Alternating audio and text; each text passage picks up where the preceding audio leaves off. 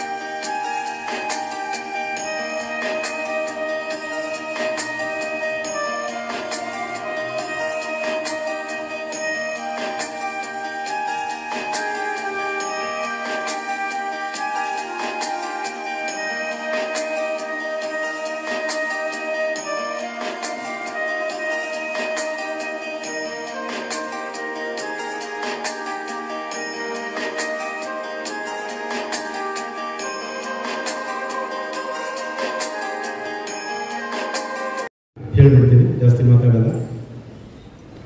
ಹೀಗೆ ಒಂದು ಕಾರ್ಯಕ್ರಮಕ್ಕೆ ಹೋಗ್ಬೇಕಂತ ನನ್ನಂತವನು ನಡ್ಕೊಂಡು ಹೋಗ್ತಾ ಇದ್ದಾರಂತೆ. ಹೋಗ್ತಾ ಇರುವಾಗ ಎದುರುಗಡೆಯಿಂದ ದೇವರ ಉತ್ಸವ ಮೂರ್ತಿಯ ಮೆರವಣಿಗೆ ಬರ್ತಾ ಇದ್ದಾರೆ. ತುಂಬ ಆಕರ್ಷಕವಾಗಿ ಅಲಂಕಾರ ಮಾಡಿದರು. ಜನನು ಸಾಕಷ್ಟು ಜನ ಇದ್ದರು. ವಾದ್ಯ ಮೇಳದೊಂದಿಗೆ ಬರ್ತಾ ಇತ್ತು. ಈ ಕಡೆಯಿಂದ ಹೋಗ್ತಾ ಇದ್ದವನು ಹತ್ತಿರದಿಂದ ನೋಡೋಣ ದೇವರ ಉತ್ಸವ ಮೂರ್ತಿನ ಅಂತೇಳಿ ಹತ್ತಿರಕ್ಕೆ ಹೋದ್ರಂತೆ. ಆ ದೇವರ ಉತ್ಸವ ಮೂರ್ತಿ ಸಾಕಷ್ಟು ಭಾರ ಇತ್ತು. ಪೂಜಾರಿಯಿಂದ ಹೊತ್ಕೊಂಡು ಸಾಕಷ್ಟು ದೂರದಿಂದ ಬಂದರು.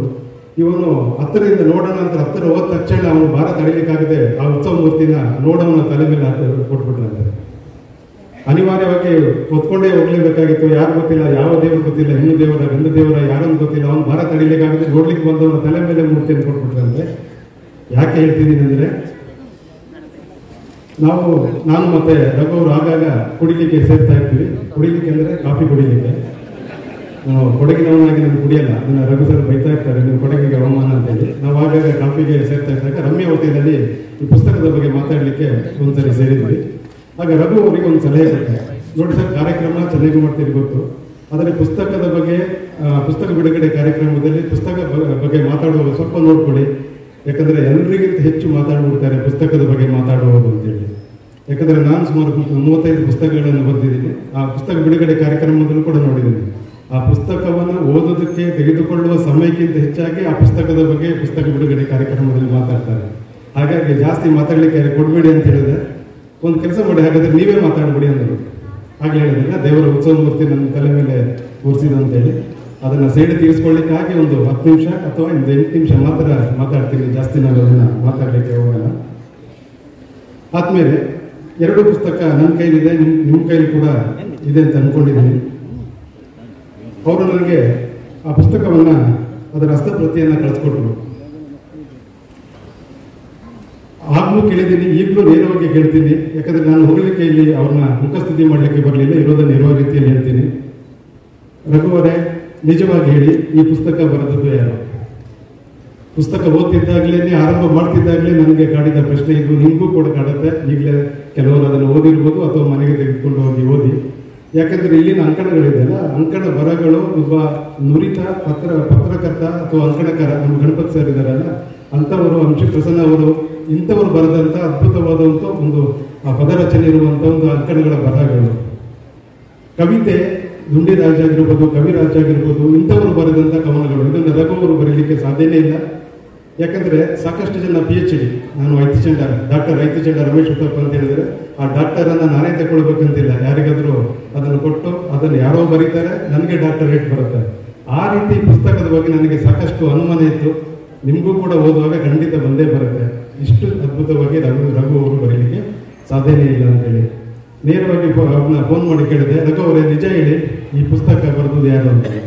ಒಂದೇ ಮಾತು ಹೇಳಿದ್ರು, ನನ್ನ ಹೆಂಡತಿ ಬಗ್ಗೆ ನಾನು ಬರೀದು ಇನ್ಯಾರು ಬರೀತಾರೆ ಅಂತೇಳಿ. ನಿಜ ಅಲ್ಲ, ನನಗೆ ಹೊಡಿಲಿಲ್ಲ ನೋಡಿ, ಅವ್ರ ಹೆಂಡತಿ ಬಗ್ಗೆ ಅವರೇ ಬರೀಬೇಕು. ಈಗ ನಿಜವಾಗಿ ಹೇಳ್ತೀನಿ, ರಘು ಅವರೇ, ನಿಮ್ಮ ಬರಹ ನಿಜವಾಗಿ ಅದ್ಭುತ. ಒಂದು ಚಪ್ಪಾಳೆ ಖಂಡಿತ ರಘು ಅವರು ಕೊಡಲೇಬೇಕು. ನನಗೂ ಕೂಡ ನಂಬಿಕೆ ಕಷ್ಟ ಸಾಧ್ಯ ಇದ್ದಂಥ ರೀತಿಯಲ್ಲಿ ಒಬ್ಬ ಅನುಭವಿ ಪತ್ರಕರ್ತನಿಂದ ಹೆಚ್ಚು ಅದ್ಭುತವಾಗಿ ಆ ಅಂಕಣ ಬರಹಗಳನ್ನು ಬರೆದಿದ್ದಾರೆ ರಘು ಅವರು. ನೀವು ಹೋಗುವಾಗ ದಯವಿಟ್ಟು ರಘು ಅವರ ಮೇಲಿನ ಅಭಿಮಾನಕ್ಕಾಗಿ ಯಾರು ಕೂಡ ಪುಸ್ತಕಗಳನ್ನು ತೆಗೆದುಕೊಳ್ಳಿಕ್ಕೆ ಹೋಗಬೇಡಿ. ಯಾಕೆ ತೆಕ್ಕೊಳ್ಳಿ ಅಂತ ನಾನು ಹೇಳ್ತೀನಿ ಅಂತ ಹೇಳಿದ್ರೆ, ನಾವೆಲ್ಲರೂ ಕೂಡ ಜೋಡಿ ಹಕ್ಕಿಗಳು. ಆದರೆ ಯಾರಾದರೂ ಒಬ್ಬರು ಮುಂಚೆ ಹೋಗಲೇಬೇಕಾಗುತ್ತೆ. ಅದು ಪತಿಯಾಗಿರ್ಬೋದು, ಪತ್ನಿ ಆಗಿರ್ಬೋದು. ಆ ಹೋಗುವುದಕ್ಕಿಂತ ಮುಂಚೆ ನಾವು ಒಂದು ಪುಸ್ತಕವನ್ನು ಓದಲೇಬೇಕು. ಯಾಕೆಂತೇಳಿ ಮುಂದೆ ನಾನು ಹೇಳ್ತೀನಿ. ಅದನ್ನು ಆ ಮೌಲ್ಯ ಏನು, ಬೆಲೆ ಏನು ಅಂತ ತಿಳ್ಕೊಳ್ಬೇಕಾದ್ರೆ ರಘು ಅವರ ಪುಸ್ತಕವನ್ನು ಖಂಡಿತ ನೀವು ಓದಲೇಬೇಕು ಅಂತೇಳಿ ನಾನು ಹೇಳ್ತೀನಿ. ಈ ಪುಸ್ತಕ ಓದಿ ನಿಮಗೆ ಖುಷಿಯಾಗುತ್ತೆ ಅಂತ ಖಂಡಿತ ನಾನು ಹೇಳಲ್ಲ. ಯಾಕೆಂದ್ರೆ ರಘು ಅವರು ಪತ್ನಿಯವರನ್ನ ಕಳೆದುಕೊಂಡ ನೋವಿನಲ್ಲಿ ಬರೆದ ಪುಸ್ತಕ. ಖಂಡಿತ ಖುಷಿಯಾಗಲ್ಲ ಅದು, ಆದರೆ ನಮ್ಮ ಮನವನ್ನು ತಲುಪುತ್ತದೆ. ಖಂಡಿತ ನೀವು ಒಂದು ದೊಡ್ಡ ಕಣ್ಣೀರು ಹಾಕ್ತೀರಿ ಅಂತೇಳಿ ನಾನು ಅಂದ್ಕೊಂಡಿದ್ದೀನಿ. ಅದನ್ನು ಓದಿದ ಮೇಲೆ ನಾಳೆಯಿಂದ ನೀವು ರಘು ಅವರನ್ನ ನೋಡುವ ದೃಷ್ಟಿ ಖಂಡಿತ ಬದಲಾಗುತ್ತೆ. ನೀವು ಇಲ್ಲಿವರೆಗೆ ನೋಡಿದಂಥ ಅದೇ ಪಾಯಿಂಟ್ ಆಫ್ ರಘುಗೂ ಈ ಪುಸ್ತಕವನ್ನು ಓದಿ ನಂತರ ನೀವು ಅವರನ್ನು ನಾಳೆಯಿಂದ ನೋಡುವ ದೃಷ್ಟಿಗೂ ಖಂಡಿತ ಬದಲಾಗುತ್ತೆ ಅಂತ ಅನಿಸುತ್ತೆ. ನನಗೆ ಮಾತಾಡಲಿಕ್ಕೆ ಅವಕಾಶ ಕೊಟ್ಟಿದ್ದಕ್ಕೆ ನಿಮ್ಗೊಂದು ಆಫರ್ ಅನ್ನು ಕೊಡ್ತೀನಿ. ಯಾಕಂದ್ರೆ ಎಲ್ಲವನ್ನು ಈಗ ಗ್ಯಾರಂಟಿ ಆಗಲಿ ಯಾವುದೇ ಆಗಲಿ ನಿಮ್ಗೆ ಕೊಡೋದಿದ್ರೆ ಖಂಡಿತ ನೀವು ಒಪ್ಪಲ್ಲ ಅಂತ ಅನ್ಕೊಂಡಿದ್ದೀನಿ. ಈ ಪುಸ್ತಕಕ್ಕೆ ಎರಡೂ ಪುಸ್ತಕದ ಮೇಲೆ 325. ಇವತ್ತು ರಘು ಅವರು 150 ರೂಪಾಯಿಗೆ ಅದನ್ನು ಕೊಡ್ತಾ ಇದ್ದಾರೆ. 150 ರೂಪಾಯಿ ಕೊಟ್ಟು ನೀವು ತೆಗೆದುಕೊಂಡು ಹೋಗಿ ನಿಮಗೆ ಖುಷಿಯಾಗಿಲ್ಲ ಅಂದರೆ ನನಗೆ ಫೋನ್ ಮಾಡಿ, ಆ 150 ರೂಪಾಯಿನ ನಾನು ನಿಮಗೆ ವಾಪಸ್ ಕೊಡ್ತೀನಿ. ಇದು ಪುಸ್ತಕಕ್ಕೆ ಇರುವಂಥ ವಿಮೆ. ಅಷ್ಟು ಆತ್ಮವಿಶ್ವಾಸದಿಂದ ಹೇಳ್ತಾ ಇದ್ದೀನಿ. ಪುಸ್ತಕ ಅಂತೂ ಅದ್ಭುತವಾಗಿದೆ. ಹೆಚ್ಚು ಟೈಮ್ ತಗೊಳ್ಳಲ್ಲ ಆದ್ಮೇಲೆ ಅಂಕಣದ ಬೆಳಕು ಗಣಪತಿ ಸರ್ ಇಲ್ಲೇ ಇದ್ದಾರೆ. ಮೈಸೂರು ಮಿತ್ರ ಪತ್ರಿಕೆ ಹಾಗೂ ಸ್ಟಾರ್ ಆಫ್ ಮೈಸೂರು ಪತ್ರಿಕೆ ಹಾಗೂ ಕನ್ನಡಪ್ರಭ ಇದರಲ್ಲಿ ಬರೆದಂಥ ಲೇಖನಗಳು, ಅಂಕಣದವನ್ನು ಒಟ್ಟುಗೂಡಿಸಿ ಅವರು ಅಂಕಣದ ಬೆಳಕು ಅಂತೇಳಿ ಅದನ್ನು ಹೊರಗೆ ತಂದಿದ್ದಾರೆ. ವಿಶೇಷ ಅಂದರೆ ಇದನ್ನು ಅರ್ಪಣೆ ಮಾಡಿದವರು ಎಂತಹ ಮಹನೀಯರಿಗೆ ನೋಡಿ. ಶ್ರೀ 10ನೇ ಚಾಮರಾಜ ಒಡೆಯರ್ ಅವರಿಗೆ, ರಾಜಮಾತೆ ಶ್ರೀಮತಿ ಕೆಂಪನಂಜಮ್ಮಣಿ ಅವರಿಗೆ, ರಾಜರ್ಷಿ ನಾಲ್ವಡಿ ಕೃಷ್ಣರಾಜ ಒಡೆಯರ್ ಅವರಿಗೆ. ರಘು ಅವರಿಗೆ ಎಷ್ಟೊಂದು ಅದ್ಭುತ ಒಂದು ಅಭಿಮಾನ ಅಂದರೆ ರಾಜವಂಶದ ಮೇಲೆ. ಈಗಲೂ ಹೇಳ್ತಾರೆ, ಮೈಸೂರು ಮಹಾರಾಜರು ಇಲ್ಲದಿದ್ದರೆ ಮೈಸೂರನ್ನು ಕಲ್ಪನೆ ಮಾಡ್ಕೊಳ್ಳಿಕ್ಕೆ ಆಗ್ತಾ ಇರಲಿಲ್ಲ ಅಂತೇಳಿ. 2 ಲೈನ್ ಅವರು ಬರೆದಿದ್ದಾರೆ. ರಾಮರಾಜ್ಯದ ಕಲ್ಪನೆಯನ್ನು ಅಕ್ಷರಶಃ ಸಾಕಾರಗೊಳಿಸಿ ಮೈಸೂರು ಸಂಸ್ಥಾನ ಕಟ್ಟಿ ಬೆಳೆಸಿದ ದೈವಾಂಶ ಸಂಭೂತರೆನಿಸಿಕೊಂಡ ಶ್ರೀ 10ನೇ ಚಾಮರಾಜ ಒಡೆಯರ್, ರಾಜಮಾತೆ ಕೆಂಪನಂಜಮ್ಮಣಿ ವಾಣಿವಿಲಾಸ ಸನ್ನಿಧಾನ, ರಾಜಶ್ರೀ ನಾಲ್ವಡಿ ಕೃಷ್ಣರಾಜ ಒಡೆಯರ್ ಮಹಾಸ್ವಾಮಿಗಳಿಗೆ ಈ ಕೃತಿ ಅರ್ಪಣೆ ಅಂತ ಹೇಳಿದ್ದಾರೆ. ನಿಜವಾಗಿ ಇದರ ಮೌಲ್ಯ ಇನ್ನೂ ಕೂಡ ಹೆಚ್ಚಿದೆ ಅಂತೇಳಿ ನಾನು ಹೇಳಿಕೊಂಡಿದ್ದೀನಿ. ಆದ್ಮೇಲೆ ಸುಮಾರು 176 ಪುಟಗಳಿದೆ, 31 ಲೇಖನಗಳು ಈ ಪುಸ್ತಕದಲ್ಲಿದೆ. ಅಂಶಿ ಪ್ರಸನ್ನಕುಮಾರ್ ಅವರು ಮುನ್ನುಡಿ ಬರೆದಿದ್ದಾರೆ. ಚೀಜ ರಾಜು ಅವರು ಅದಕ್ಕೆ ಉತ್ತೇಜಕ ನುಡಿಯನ್ನ ಕೂಡ ಬರೆದಿದ್ದಾರೆ. ಅದರ ಏನಂತ ವಿವರ ನಾನು ಹೇಳಲ್ಲ. ಆಲ್ರೆಡಿ ದಿವ್ಯಾ ಆಲೂರ್ ಅವರು ನಿಮಗೆ ಅದನ್ನು ಓದಿ ಹೇಳಿದ್ದಾರೆ. ನಾನು ಮತ್ತೆ ದಿವ್ಯಾ ಆಲೂರ್ ಕಸ್ತೂರಿ ಟಿವಿಯಲ್ಲಿ ಒಟ್ಟಿಗೆ ಕೆಲಸ ಮಾಡ್ತಾ ಇದ್ದೀವಿ. ನನ್ಗೆ ಗೊತ್ತು, ಅವರ ಹೆಸರು ನೋಡಿ ತಕ್ಷಣ ನನಗೆ ಮಾತಾಡೋ ಅವಶ್ಯಕತೆ ಇಲ್ಲ ಅಂತ ಅನಿಸ್ತು. ಯಾಕಂದ್ರೆ ಆಗ್ಲಿಂದೂ ಅಷ್ಟೇ ಅವರು ನಮ್ಮೆಲ್ಲವನ್ನು ನಾವೇನು ಮಾತಾಡಬೇಕು ಎಲ್ಲವನ್ನು ಅವರು ನುಗ್ಬಿಡ್ತಾರೆ. ಆಲ್ರೆಡಿ ಎಲ್ಲವನ್ನು ಹೇಳಿ ಆಯಿತು. ನನಗಾಗಿ ಹೆಚ್ಚು ಮಾತಾಡುವಂಥದ್ದು ಈ ಪುಸ್ತಕದಲ್ಲಿ ಏನಿಲ್ಲ. 2 ಅವರಲ್ಲಿ ನಾನು ಕಂಡುಬರುವಂತಹದ್ದೇನೆಂದರೆ ಗೋಕಾಕ್ ಚಳವಳಿ ಮತ್ತೆ ಡಾಕ್ಟರ್ ರಾಜ್ಕುಮಾರ್ ಇವರಿಬ್ಬರ ದಟ್ಟ ಪ್ರಭಾವ ಈ ಬರಹಗಳ ಮೇಲಿದೆ, ರಘು ಅವರ ಮೇಲೆ ಇದೆ. ಪ್ರತಿಯೊಂದು ಅವರ ಬರಹದಲ್ಲೂ ಕೂಡ ಒಂದು ರೀತಿಯಲ್ಲಿ ಕನ್ನಡ ಅಭಿಮಾನ ಇದೆ, ಮೈಸೂರಿನ ಪ್ರೀತಿ ಇದೆ, ನೆಲಜಲದ ಪ್ರೀತಿಯನ್ನು ನೀವು ಕಾಣಬಹುದು. ಇದು ಬರೆದು ಸುಮಾರು 2011ನೇ ಇಸ್ವಿಯಿಂದಲೇ ಕೂಡ ಅವರು ಬರೆದಿರೋದಿದೆ. ನಿಜವಾಗಿ ನಂಬಲಿಕ್ಕೆ ಆಗಲ್ಲ. ಕೇಳಿದೆ ಅವನು ಏನು ತಿದ್ದೀರಾ ಅಂತ ಕೇಳಿದೆ, ಏನು ಗೊತ್ತಿಲ್ಲ ಸರ್, ಅದೇ ರೀತಿ ಇದೆ ಅಂದರು. ಈಗಲೂ ಕೂಡ ಪ್ರಸ್ತುತವಾಗಿರುವಂತಹ ಲೇಖನಗಳನ್ನು ಸುಮಾರು 10 ವರ್ಷದ ಹಿಂದೆನೇ ಬರೆದಿದ್ದಾರೆ. ನಿಜವಾಗಿ ಅವರು ಪತ್ರಕರ್ತರಾಗಬೇಕಿತ್ತು ಅಂತ ಅನಿಸ್ತು. ಆಮೇಲೆ ನನಗೆ ಗೊತ್ತಾಗಿರೋದು ಅವರು ತಮ್ಮ 20ನೇ ವಯಸ್ಸಿನಲ್ಲೇ ಪತ್ರಕರ್ತರಾಗಿರೋದು ಅಂತೇಳಿ. ಅವರು ವಾಂಚನೆ ಪತ್ರಿಕೆಯನ್ನು 20ನೇ ವಯಸ್ಸಿನಲ್ಲಿ, ನಾವೆಲ್ಲ ಇನ್ನೂ ಅದಕ್ಕೆ ಕಾಲೇಜಿಗೆ ಹೋಗ್ತಿದ್ವಿ ಅಂತಂದ್ರೆ 20ನೇ ವಯಸ್ಸಿನಲ್ಲಿ ವಾಂಚನೆ ಪತ್ರಿಕೆಯನ್ನು ಅವರು ಹೊರ ಪತ್ರಿಕೆಯನ್ನು ಮಾಡಿದ್ರು. ನಂತರ ಯಾಟ್ಸ್ ಆಫ್ ಮೈಸೂರು ಅಂತೇಳಿ ಎಂಥ ಒಂದು ಅದ್ಭುತ ಕಲ್ಪನೆ ಅಂದರೆ, ನಾವಲ್ಲಾಗಿದ್ರೆ ಈಗ ರಘುವನ್ನು ಕಿಡ್ನಾಪ್ ಮಾಡ್ಕೊಂಡ್ಬಿಡ್ತಾ ಇದ್ವಿ. ಯಾಕಂದ್ರೆ ನಮ್ಮ ಪತ್ರಿಕೆ ಎಲ್ಲ ಪತ್ರಿಕೆಗಳು ಕೂಡ ಇವತ್ತು ಜಾಹೀರಾತು ಇಲ್ಲದೆ ನಡೆಯಲಿಕ್ಕೆ ಸಾಧ್ಯ ಇಲ್ಲ. ಅವತ್ತು ಅವರು ಫ್ರೀಯಾಗಿ ಜಾಹೀರಾತುಗಳನ್ನು ಪ್ರಕಟ ಮಾಡಿ ಒಂದು ಪತ್ರಿಕೆಯನ್ನು ತಂದರು. ನೋಡಿ, ನಮಗೆ ಬರಬೇಕಾದ ಜಾಹೀರಾತುಗಳನ್ನೆಲ್ಲ ಫ್ರೀಯಾಗಿ ಅವರು ಪ್ರಕಟ ಮಾಡ್ತಾ ಇದ್ರು. ಆ ಕಾಲದಲ್ಲಿ ಎಂಥ ಒಂದು ಅದ್ಭುತವಾದ ಕಲ್ಪನೆ ಅದು. ಹಾಗಾಗಿ ರಘು ಅವರಿಗೆ ಎಲ್ಲವೂ ಕೂಡ ಕಲೆ ಸಿದ್ಧಿಸಿದೆ. ಅವರ ಪದ ಬಳಕೆ ಇದೆಯಲ್ಲ, ಅವರು ಕೆಲವೊಮ್ಮೆ ಯಾವುದೋ ಒಂದು ಸ್ಟೇಟ್ಮೆಂಟ್ ಕೊಡುವಾಗ ನಮಗೆ ಫೋನ್ ಮಾಡಿ ಹೇಳ್ತಾ ಇದ್ರು, ಇಂಥದ ಸ್ಟೇಟ್ಮೆಂಟ್ ಇದ್ದಿದೆ ಹಾಕಿ ಅಂತೇಳಿ. ಆ ಪದಗಳನ್ನು ಕೇಳುವಾಗ SL ಭೈರಪ್ಪ ಅವರ ಕಾದಂಬರಿನೇ ನಾನು ಓದ್ತಾ ಇದ್ದೀನಿ ಅಂತ ನಮಗೆ ಕೇಳಿಸ್ತಾ ಇತ್ತು. ಯಾಕಂದ್ರೆ ಅವರ ಪದಪುಂಜಗಳು ಅದ್ಭುತ, ಮಾತಾಡೋದು ಅಷ್ಟೇ, ಫೋನಲ್ಲಿ ಮಾತಾಡೋದು ಅಷ್ಟೇ, ಬರವಣಿಗೆಲು ಅಷ್ಟೇ. ನೀವೆಲ್ಲರೂ ಕೂಡ ಅದನ್ನು ಓದಿ ನೋಡಿ. ವಾಕ್ಯ ರಚನೆ ಅಂತೂ ತುಂಬಾ ಸರಳವಾಗಿದೆ, ಸಲೀಸಾಗಿದೆ, ಸುಲಲಿತ ಓದು ಈ ನಮ್ಮ ರಘು ಅವರ ಅಂಕಣ ಬೆಳಕಿನಲ್ಲಿದೆ ಅಂತ ನಾನು ಹೇಳ್ತೀನಿ. ಅದರ 2 ಹೆಡ್ಡಿಂಗ್ಗಳನ್ನು ಮಾತ್ರ ನಿಮಗೆ ಓದ್ತೀನಿ. ಕತೆ ಹೇಳುವೆ, ನನ್ನ ಕತೆ ಹೇಳುವೆ ಅಂತೇಳಿ ಹೆರಿಟೇಜ್ ಬಿಲ್ಡಿಂಗ್ಗಳ ಬಗ್ಗೆ ಬರ್ತಿದ್ದಾರೆ. ನಿಜವಾಗಿ ನೀವು ಅದನ್ನು ಓದಿ ನೋಡಿ. ದೊಡ್ಡಕೆರೆ ಮೈದಾನ ಬೇಕಿದೆ ಉಳಿಸುವ ವ್ಯವಧಾನ ಅಂತ. ದೊಡ್ಡಕೆರೆ ಮೈದಾನದ ಇತಿಹಾಸ, ಅಲ್ಲಿ ನಡೆಯುತ್ತಿದ್ದಂಥ ಫುಟ್ಬಾಲ್ ಪಂದ್ಯಾವಳಿಗಳ ಬಗ್ಗೆ ಅವರು ನೆನಪು ಮಾಡ್ಕೊಂಡಿದ್ದಾರೆ. ತುಂಬಾ ಅದ್ಭುತವಾಗಿದೆ. ಅದೇ ರೀತಿ ಶಿಕ್ಷಣದ ಬಗ್ಗೆನೂ ಸಾಕಷ್ಟು ವಿವರಗಳಾಗಿ ಅವರು ಕೊಟ್ಟಿದ್ದಾರೆ. ತುಂಬಾ ವಿಶೇಷತೆ ಏನೆಂದರೆ, ಶಿಕ್ಷಕರ ಒಂದು ಕ್ಷೇತ್ರದಿಂದ ವಿಧಾನಸಭೆಗೆ, ವಿಧಾನ ಪರಿಷತ್ತಿಗೆ ನಡೆದಂಥ ಚುನಾವಣೆಯಲ್ಲಿ ಅಲ್ಲಿ ಮದ್ಯ ನಿಷೇಧ ಮಾಡ್ತಾರೆ. ಎಂಥ ಒಂದು ವಿಪರ್ಯಾಸ ನೋಡಿ, ಎಂಥ ಒಂದು ವ್ಯಂಗ್ಯ ನೋಡಿ. ಶಿಕ್ಷಕರ ಕ್ಷೇತ್ರದಿಂದ ನಡೆಯುವ ಚುನಾವಣೆಗೆ ಶಿಕ್ಷಕರೇ ಮತದಾರರಾಗಿರುವಂತ ಚುನಾವಣೆಯಲ್ಲಿ ಮದ್ಯವನ್ನು ನಿಷೇಧ ಮಾಡ್ತಾರೆ. ಅಂದ್ರೆ ಶಿಕ್ಷಕರಿಗೆ ಅವಮಾನ ಅಲ್ವಾ ಇದು? ಅದನ್ನು ತುಂಬಾ ಅದ್ಭುತವಾಗಿ ಅವರು ಬರೆದಿದ್ದಾರೆ. ಡಾಕ್ಟರ್ ರಾಜ್ ಅವರ ಅಭಿಮಾನದ ಬಗ್ಗೆ ಅಂತೂ ವಿಶೇಷವಾಗಿ ಅವರು ಬರೆದಿದ್ದಾರೆ. ಹೆಚ್ಚಿಗೆ ಅದರ ಬಗ್ಗೆ ಮಾತಾಡಲ್ಲ. ನೀವು ಆ ಪುಸ್ತಕವನ್ನು ತೆಗೆದುಕೊಂಡು ಓದಿ. ನನ್ನ ಮಾತನ್ನು ಆದಷ್ಟು ಬೇಗ ಮುಗಿಸ್ತೀನಿ.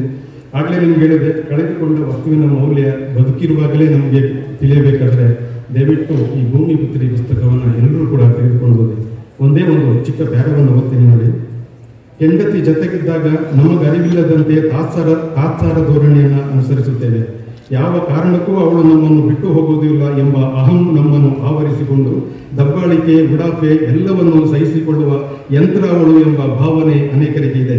ಇದಕ್ಕೆ ನಾನೂ ಹೊರತಾಗದೆ ಹೋದೆನಲ್ಲ ಎಂಬ ಯಾತನೆ ನನ್ನ ಬದುಕಿನಲ್ಲಿ ಪ್ರತಿನಿತ್ಯ ಇರಿಯುತ್ತಲೇ ಇದೆ. ಇಂಥ ಒಂದು ಅದ್ಭುತವಾದ ಮಾತು ನೋಡಿ. ನಿಜ, ಈಗಲೂ ಕೂಡ ನಮ್ಗೆ ಯಾರು ಕೂಡ ಬೆಲೆ ಗೊತ್ತಿಲ್ಲ. ಅದಕ್ಕಾಗಿ ಹೇಳಿದೆ, ಆ ಬೆಲೆ ಗೊತ್ತಾಗಬೇಕಾದ್ರೆ ಪುಸ್ತಕವನ್ನು ದಯವಿಟ್ಟು ಓದಿ. ಮತ್ತೆ ಅವರ ವಾಕ್ಯ ರಚನೆ ಬಗ್ಗೆ ಹೇಳಿದ್ನಲ್ಲ, ನಿಜಕ್ಕೂ ಎಷ್ಟೊಂದು ವಿಶೇಷವಾಗಿದೆ ನೋಡಿ. ಒಂದೇ ಒಂದು ಪೇದ ಅವರದು. ಅವಳು ಉಸಿರಾಗಿದ್ದಳು ಎಂಬುದು ಅವಳು ಉಸಿರು ನಿಲ್ಲಿಸಿದಾಗಲೇ ಅರಿವಿಗೆ ಬಂದಿದ್ದು. ಅವಳು ಬೆಳಕಾಗಿದ್ದಳು ಎಂಬುದು ಅವಳು ಕಣ್ಣು ಮುಚ್ಚಿ ಶಾಶ್ವತ ನಿದ್ರೆಗೆ ಜಾರಿದಾಗಲೇ ಗೋಚರವಾಗಿದ್ದು. ನನ್ನ ಚಲನಶೀಲತೆಯ ಬೆನ್ನಾಗಿದ್ದಳು ಎಂಬುದು ಅವಳು ನಿಸ್ತೇಜಕವಾಗಿ ಮಲಗಿದ್ದಾಗಲೇ ಗೊತ್ತಾಗಿದ್ದು. ನನ್ನ ಸಾಧನೆಗಳ ಹೆಜ್ಜೆಗಳಿಗೆ ಮುಳ್ಳು ಕಲ್ಲುಗಳು ಸೋಂಕದಂತೆ ರಕ್ಷೆಯ ಪುಷ್ಪವಾಗಿದ್ದಳು ಎಂಬುದು ಅವಳು ಮುದುಡಿ ಮಗ್ಗುಲು ಸರಿದಾಗಲೇ ನನ್ನ ಪ್ರಜ್ಞೆಗೆ ಬಂದಿದ್ದು. ಅದ್ಭುತವಾದ ಮುಂದುವರೆದು ಹೇಳ್ತಾರೆ, ನನ್ನ ನಿರ್ಮಲ ಕೋಟಿಗೊಬ್ಬಳು ಎಂದು ಹೇಳಲು ನನಗೆ ಹೆಮ್ಮೆ ಇದೆ. ಆ ಅಮೂಲ್ಯ ರತ್ನ ಕಾಪಾಡಿಕೊಳ್ಳಲಾಗದ ಪಾಪಿ ನಾನು ಎಂಬ ಅಪರಾಧ ಭಾವ ನನ್ನನ್ನು ಪ್ರತಿ ಕ್ಷಣಕ್ಕೂ ವ್ಯಾಕುಲದ ಬಾವಿಯಲ್ಲಿ ತೊಯಿಸ್ತಲೇ ಇದೆ ಅಂತ ಹೇಳಿದ್ದಾರೆ. ಒಂದೇ ಒಂದು ಕವನವನ್ನು ಓದ್ತೀನಿ. ಈ ಸೆಂಟೆನ್ಸ್ಗೆ ಅವರು ಸರಿಯಾಗಿ ಅವರು ಬರೆದಿರೋದು. ಅದರ ಹೆಸರು ಅಪರಾಧಿ ಅಂತೇಳಿ. ಅನುಕ್ಷಣವು ಚುಚ್ಚುವುದು ಪಾಪ ಪ್ರಜ್ಞೆಯ ಶೂಲವು, ಕೊನೆ ದಿನದ ನಿನ್ನ ಯಾತನೆಯ ಅರಿಯದೆ ಅಲಕ್ಷಿಸಿದೆ. ಕೊಲೆ ಮಾಡದ ಕೊಲೆಗಾರ, ಬದುಕು ಬಂದಿ ಕಾನೆಯಲ್ಲಿ ಕೊನೆ ತನಕ ಬಂದಿನ. ಹೆಚ್ಚು ಓದ್ತಾ ಹೋಗಿ. ಆದರೆ ಒಂದು ನನ್ನ ಮನ ಕಲಕಿದ್ದು ನೋಡಿದ್ದೆ, ಇಷ್ಟೊಂದು ವಾಸ್ತವವಾಗಿ ನಮ್ಮ ಬದುಕಿರುತ್ತೆ ಅಂತೇಳಿ ಇಲ್ಲಿ ಬರೀತಾರೆ ಅವರು. ಕೊರೋನಾ ಹೆಮ್ಮಾರಿ ತನ್ನ ದೈತ್ಯ ನಾಲಿಗೆ ಚಾಚಿ ಅಟ್ಟಹಾಸ ಮೆರೆಯುತ್ತಿದ್ದ ಕಾಲದಲ್ಲಿ ಮನೆಯಲ್ಲೇ ಕುಳಿತು ಸೀತೆಯ ರಾಮ ಧಾರಾವಾಹಿ ನಿತ್ಯ ವೀಕ್ಷಿಸುತ್ತಿದ್ದ ನನ್ನ ಸೀತೆ ಆ ಸೀತೆಯ ಭೂದೇವಿಯ ಒಡಲು ಸೇರುವ ದೃಶ್ಯಕ್ಕಾಗಿ ಕಾತರದಿಂದ ಕಾಯುತ್ತಿದ್ದಳು. ಅದಕ್ಕೆ ಮುನ್ನವೇ ಭೂದೇವಿ ಸಾಕು ಬಾ ನಿರ್ಮಲ, ನಿನ್ನ ಋಣ ತೀರಿದೆ ಎಂದು ತನ್ನ ಮಡಿಲಿಗೆ ಬರೆಸೆಳೆದು ಅಪ್ಪಿಕೊಂಡು ಬಿಟ್ಟಳು. ಎದೆ ಕಲಕುತ್ತೆ. ಆ ದೂರವಾಗುವ ಸೂಚನೆ ಎಲ್ಲರೂ ಕೂಡ ಕೊಡ್ತಾರೆ. ನಮ್ಮ ಸಂಗತಿ, ಅದು ಗಂಡ ಆಗಿರ್ಬೋದು, ಹೆಂಡತಿ ಆಗಿರ್ಬೋದು, ಎಲ್ರಿಗೂ ಸೂಚನೆ ಬರುತ್ತೆ. ಆದರೆ ನಮಗೆ ಒಂದು ಮಂಕು ಕಳೆದಿರುತ್ತೆ ಅಲ್ಲ, ಅದು ಗೊತ್ತಾಗಲ್ಲ. ಅದಕ್ಕೆ ಅವರು ಬರೀತಾರೆ, ದೂರವಾಗುವ ಮುನ್ನ 10 ಸುಳಿವು ಕೊಟ್ಟಳು, ಎಚ್ಚೆತ್ತುಕೊಳ್ಳಲಿಲ್ಲ. ಕಾಲನ್ನು ಎರಚಿದ ಮಂಕು ನನ್ನನ್ನು ಆವರಿಸಿರಬೇಕು. ಉದಾಸೀನತೆ ಎಂಬ ಅಹಂ ನನ್ನ ಸುತ್ತುವರೆದಿರಬೇಕು. ಕೊರೋನಾ ಹತ್ತಿರ ಸುಳಿಯಲಿಲ್ಲ, ಆದರೆ ಹೃದಯಘಾತ ಅಪ್ಪಳಿಸಿತು ಅಂತ ಬರೀತಾರೆ. ಕೊನೆಯಲ್ಲಿ ಕಾಡುವ ನೋವುಗಳನ್ನೆಲ್ಲವನ್ನೂ ಪದಪುಂಜಗಳಾಗಿ ಪೋಣಿಸಿರುವೆ. ನಿದ್ದೆ ಬಾರದ ರಾತ್ರಿ ಬೆಳಗುಗಳಲ್ಲಿ ಮೂಡಿದ ಭಾವನೆಗಳಿಗೆ ಹನಿಗಮನಗಳ ರೂಪ ಕೊಡಲು ಯತ್ನಿಸಿರುವೆ ಅಂತೇಳಿ ಬರೆದಿದ್ದಾರೆ. ಇಡೀ ಕವನದಲ್ಲಿ ಎಲ್ಲವನ್ನೂ ಕೂಡ ಅವರು ಬರ್ಕೊಂಡು ಹೋಗಿದ್ದಾರೆ.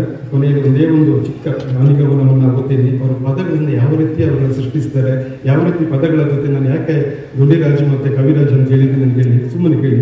ಉಸಿರು, ಹಸಿರು, ಉಸಿರು, ಸಿರಿ, ಹಸಿರು, ಈ 3 ಪದಗಳಲ್ಲಿ ಅವರು ಒಂದು ಜೀವನದ ಉಸಿರು ಅಂತೇಳಿ ಚಿಕ್ಕ ಕವನವನ್ನು ಬರೆದಿದ್ದಾರೆ. ಬದುಕು ಸಿರಿಯಾಗಿ ಹಸಿರಾಗಿ ಉಸಿರಾಗಿದ್ದವಳೆ, ಉಸಿರು ಒತ್ತೊಯ್ದೆ ಇಲ್ಲಿಗೆ. ಬದುಕು ಸಿರಿಯಾಗಿ ಹಸಿರಾಗಿ ಉಸಿರಾಗಿದ್ದವಳೆ, ಉಸಿರ ಒತ್ತೊಯ್ದೆ ಇಲ್ಲಿಗೆ. ಸಿರಿಯು ಸರಿದಿದೆ, ಹಸಿರು ಮಾಸಿದೆ, ಹಸಿರ ಧರಿಸಿ ಮರಳಿ ಬಂದು ಬಿಡು. ಸಿರಿಯು ಸರಿದಿದೆ, ಹಸಿರು ಮಾಸಿದೆ, ಹಸಿರ ಧರಿಸಿ ಮರಳಿ ಬಂದು ಬಿಡು. ಉಸಿರು ಕಾದಿಹುದು ಉಸಿರೊಡತಿಗಾಗಿ, ನಿನ್ನ ಉಸಿರೇ ಈ ಉಸಿರು ಜೀವದುಸಿರು. ಯಾವ ಕವಿ ಬರೀತಾರೆ ನನಗೆ ಗೊತ್ತಿಲ್ಲ. ರಘು ಅವರಂತೂ ಇದನ್ನು ಬರೆದಿದ್ದಾರೆ. ಕೊನೆಯ ಕವನ ಖಾಲಿ ಅಂತೇಳಿ. ಖಾಲಿ ಖಾಲಿ. ಓ ಮನವೇ ಎಷ್ಟೆಂದು ನೆನೆವೆ ಕಾರಣವಿಲ್ಲದೆ ಬಿಟ್ಟು ಹೋದವಳ. ಓ ಮನವೇ ಎಷ್ಟೆಂದು ನೆನೆವೆ ಕಾರಣವಿಲ್ಲದೆ ಬಿಟ್ಟು ಹೋದವಳ. ಕಾಲನ ನೆಪದಲ್ಲಿ ಕಾರಣವ ಹೇಳದೆ ನೋವ ಮನದಲ್ಲಿ ಬಿತ್ತಿ ಹೋದವಳ. ಕಾಲನ ನೆಪದಲ್ಲಿ ಕಾರಣವ ಹೇಳದೆ ನೋವ ಮನದಲ್ಲಿ ಬಿತ್ತಿ ಹೋದವಳ. ಹಾಲುಕ್ಕಿಸಿ ಮನೆ ತುಂಬ ಸಂತಸದಲೆಯ ನೊರೆ ಚೆಲ್ಲಿ 100 ಕನಸುಗಳ ಮನ ತುಂಬಿದ ಕೊಡದಂತಿದ್ದಳು ಅವಳು. ಅವಳಿಲ್ಲದ ಮನ ಖಾಲಿ ಖಾಲಿ. ಈ ಹಸ್ತಪತಿಯನ್ನು ನನಗೆ ಕೊಟ್ಟಾಗ ಇನ್ನು ಒಂದು 4 ಪೇಜ್ ಪುಟವನ್ನು ಓದಿದ ತಕ್ಷಣ ರಘು ಅವರಿಗೆ ನನಗೆ ಒಂಥರ ಮನ ಕಲಕಿತು. ನಾನು ಕೂಡ ತುಂಬ ಭಾವುಕ. ನನಗೆ ಅದನ್ನು ಓದಲಿಕ್ಕಾಗಲಿಲ್ಲ. ಆಗಲೇ ಒಂದು ಚಿಕ್ಕ ಒಂದು ಕವನವನ್ನು ವಾಟ್ಸಪ್ಪಲ್ಲಿ ಏನೂ ತಿದ್ದಲಿಕ್ಕೆ ಹೋಗಲಿಲ್ಲ, ಒಂದು ಪದವನ್ನು ಆಗಲೇ ಓದಲಿಕ್ಕೆ ಹೋಗಲಿಲ್ಲ. ರಘು ಅವರಿಗೆ ವಾಟ್ಸಪ್ ಮಾಡಿದೆ. ಅದನ್ನು ನಿನ್ನೆ ಬೆಳಿಗ್ಗೆ ನನಗೆ ನೋಡಲಿಕ್ಕೆ ಗೊತ್ತಾಗಿತ್ತು. ಆ ಕವನವನ್ನು ಅವರು ಮುನ್ನೋಡಿ ನಂತರ ಅದನ್ನು ಪ್ರಕಟ ಮಾಡಿದ್ದಾರೆ. ನಾನೇ ಬರೆದ ಕವನವನ್ನು ಓದಿ ನನ್ನ ಮಾತನ್ನು ಮುಗಿಸ್ತೀನಿ. ಆದಮೇಲೆ ಒಂದು ಮನವಿ, ಎಲ್ಲರೂ ಓದಿ ದಯವಿಟ್ಟು ಅಭಿಪ್ರಾಯವನ್ನು ತಿಳಿಸಿ. ರಘು ಅವರು ಇಲ್ಲಿಗೆ ನಿಲ್ಲಿಸಬಾರದು, ಅವರ ಮನೆಯವರ ನೆನಪು ನಿರಂತರವಾಗಿ ಅವರ ಜೊತೆಯಲ್ಲಿ ಇರಲಿ, ಇಂತಹ ಪುಸ್ತಕಗಳು ನೂರಾರು ಬರಲಿ ಅಂತೇಳಿ ಆಶಿಸ್ತಾ ಕೊನೆಯಲ್ಲಿ ನಾನೇ ರಘು ಅವರಿಗೆ ಬರೆದಂಥ ಚಿಕ್ಕ ಕವನವನ್ನು ಓದಿ ನಾನು ಮಾತನ್ನು ಮುಗಿಸ್ತೀನಿ. ಈ ಕವನದ ಶೀರ್ಷಿಕೆ ಅಚ್ಚೇರಿ ಅಂತೇಳಿ. ಯಾಕಂದರೆ ರಘುವನ್ನ ಅವ್ರ ಮನೆಯವರು ಕಳ್ಕೊಂಡಾದ ನಂತರ ಕೆಲವೇ ದಿನಗಳಲ್ಲಿ ಆಫೀಸಿಗೆ ಬರ್ತಾ ಇದ್ರು, ನಮ್ಮ ಜೊತೆ ಕಾರ್ಯಕ್ರಮ ಬರ್ತಾ ಇದ್ರು. ನನಗೆ ಅನಿಸ್ತಾ ಇತ್ತು, ಯಾಕಪ್ಪ ಇಷ್ಟು ಬೇಗ ಹೆಂಗೆ ಮರೀತಾರೆ ಅಪ್ಪ, ಮನೆಯವ್ರನ್ನ ಕಳ್ಕೊಂಡ ದುಃಖವನ್ನು ಹೇಗೆ ಮರೀತಾರೆ ಅಂತೇಳಿ ನನಗೂ ಒಂದು ಮನಸ್ಸಲ್ಲಿ ಒಳಗಡೆ ಕಾಡ್ತಾ ಇದ್ದಾರೆ. ಅದಕ್ಕೆ ಅದನ್ನು ನೋಡಿ ನಾನು ಬರೆದೆ ಅದನ್ನು. ಅಚ್ಚರಿ. ಎಲ್ಲರೂ ಬರೆಯಬಲ್ಲರು, ಕವಿಯೂ ಆಗಬಲ್ಲರು. ಎಲ್ಲರೂ ಬರೆಯಬಲ್ಲರು, ಕವಿಯೂ ಆಗಬಲ್ಲರು. ಹಲವರಿದ್ದಾರೆ ಪ್ರಚಾರ ವೀರರು, ಹಲವರಿದ್ದಾರೆ ಪ್ರಚಾರ ವೀರರು. ಆದರೆ ಇವರಲ್ಲ ಅವರು, ಅದೇ ಅಚ್ಚರಿ. ಅನ್ನಿಸುತ್ತಿತ್ತು ಹಲವರಿಗೆ ನಾನು ಸೇರಿ, ಅನ್ನಿಸುತ್ತಿತ್ತು ಹಲವರಿಗೆ ಬೇಸರವಿಲ್ಲವೇ ಇವರಿಗೆ. ಮಡದಿಯ ಕಳೆದುಕೊಂಡವಗೆ ಮರೆತರೇಗೆ ನೋವು ಕಾಡಲಿಲ್ಲವೇ ಪ್ರೀತಿಯ ಸಾವು. ಮರೆತರೇಗೆ ನೋವು ಕಾಡಲಿಲ್ಲವೇ ಪ್ರೀತಿಯ ಸಾವು. ಅದೇ ಅಚ್ಚರಿ. ನೋಡಿದೆ ಈ ಕವನಗಳ ಜರಿ, ಯಾರೀ ಕವಿವರಿಯ ಎಂದಚ್ಚರಿ. ನೋಡಿದೆ ಆ ಕವನಗಳ ಜರಿ, ಯಾರೀ ಕವಿವರಿಯ ಎಂದಚ್ಚರಿ. ಮಡದಿಯ ಹೀಗೆ ಪ್ರೀತಿಸಿದ ಪರಿ, ಮೇಲೆ ನಕ್ಕವರ ಮನದಲ್ಲಿತ್ತು ವರಿ. ಮಡದಿಯ ಹೀಗೆ ಪ್ರೀತಿಸಿದ ಪರಿ, ಮೇಲೆ ನಕ್ಕವರ ಮನದಲ್ಲಿತ್ತು ವರಿ. ಅದಕ್ಕೆ ಸೃಷ್ಟಿಸಿದರು ಪದಸಿರಿ. ಅಕ್ಷರಗಳಲ್ಲಿ ನಮಿಸಿದವರಿ ರಘು ಎಂಬ ಮಾನಸಿಕ ಕವಿ. ಅಕ್ಷರಗಳಲ್ಲಿ ನಮಿಸಿದವರಿ ರಘು ಎಂಬ ಮಾನಸಿಕ ಕವಿ. ಮೆಚ್ಚಿದೆ ನಿಮ್ಮ ಮಡದಿ ಪ್ರೀತಿಗೆ ನೋವನ್ನು ತೋಡಿಕೊಂಡ ರೀತಿಗೆ. ಮೆಚ್ಚಿದೆ ನಿಮ್ಮ ಮಡದಿ ಪ್ರೀತಿಗೆ ನೋವನ್ನು ತೋಡಿಕೊಂಡ ರೀತಿಗೆ. ಸೃಷ್ಟಿಸದೆ ಹೊರಬಂದ ಪದಗಳಿಗೆ. ಮರುಕವಿದೆ ವಿರಹ ವೇದನೆಗೆ, ಮೇಲೆ ನಕ್ಕು ಒಳಗೆ ಹರಿಸಿದ ಕಣ್ಣೀರಿಗೆ. ಮರುಕವಿದೆ ವಿರಹ ವೇದನೆಗೆ, ಮೇಲೆ ನಕ್ಕು ಒಳಗೆ ಹರಿಸಿದ ಕಣ್ಣೀರಿಗೆ. ಭಾವುಕನಾದೆ ನಿಮ್ಮ ಪ್ರೀತಿಗೆ. ತಾಜ್ ಮಹಲ್ ಕಟ್ಟಬೇಕಾಗಿಲ್ಲ, ಸಾಕ್ಷಿಗೆ ಎದೆ ಬಗೆಯಬೇಕಿಲ್ಲ. ತಾಜ್ ಮಹಲ್ ಕಟ್ಟಬೇಕಿಲ್ಲ, ಸಾಕ್ಷಿಗೆ ಎದೆ ಬಗೆಯಬೇಕಿಲ್ಲ. ಮತ್ತೊಬ್ಬರೆದುರು ಗೋಳಿಡಬೇಕಾಗಿಲ್ಲ, ಏಕಾಂತದ ಅಕ್ಷರಗಳೇ ಸಾಕೆಲ್ಲ. ಮತ್ತೊಬ್ಬರೆದುರು ಗೋಳಿಡಬೇಕಿಲ್ಲ, ಏಕಾಂತದ ಅಕ್ಷರಗಳೇ ಸಾಕೆಲ್ಲ. ವಿಧಿಯಾಟಕ್ಕೆ ಹೋಗುಡಲೇಬೇಕೆಲ್ಲ, ದೇವರಾಟಕ್ಕೆ ಹೂಗುಡಲೇಬೇಕಲ್ಲ. ವಿಧಿಯಾಟಕ್ಕೆ ಹೋಗುಡಲೇಬೇಕೆಲ್ಲ, ದೇವರಾಟಕ್ಕೆ ಹೂಗುಡಲೇಬೇಕಲ್ಲ. ಎಲ್ರಿಗೂ ನಮಸ್ತೆ.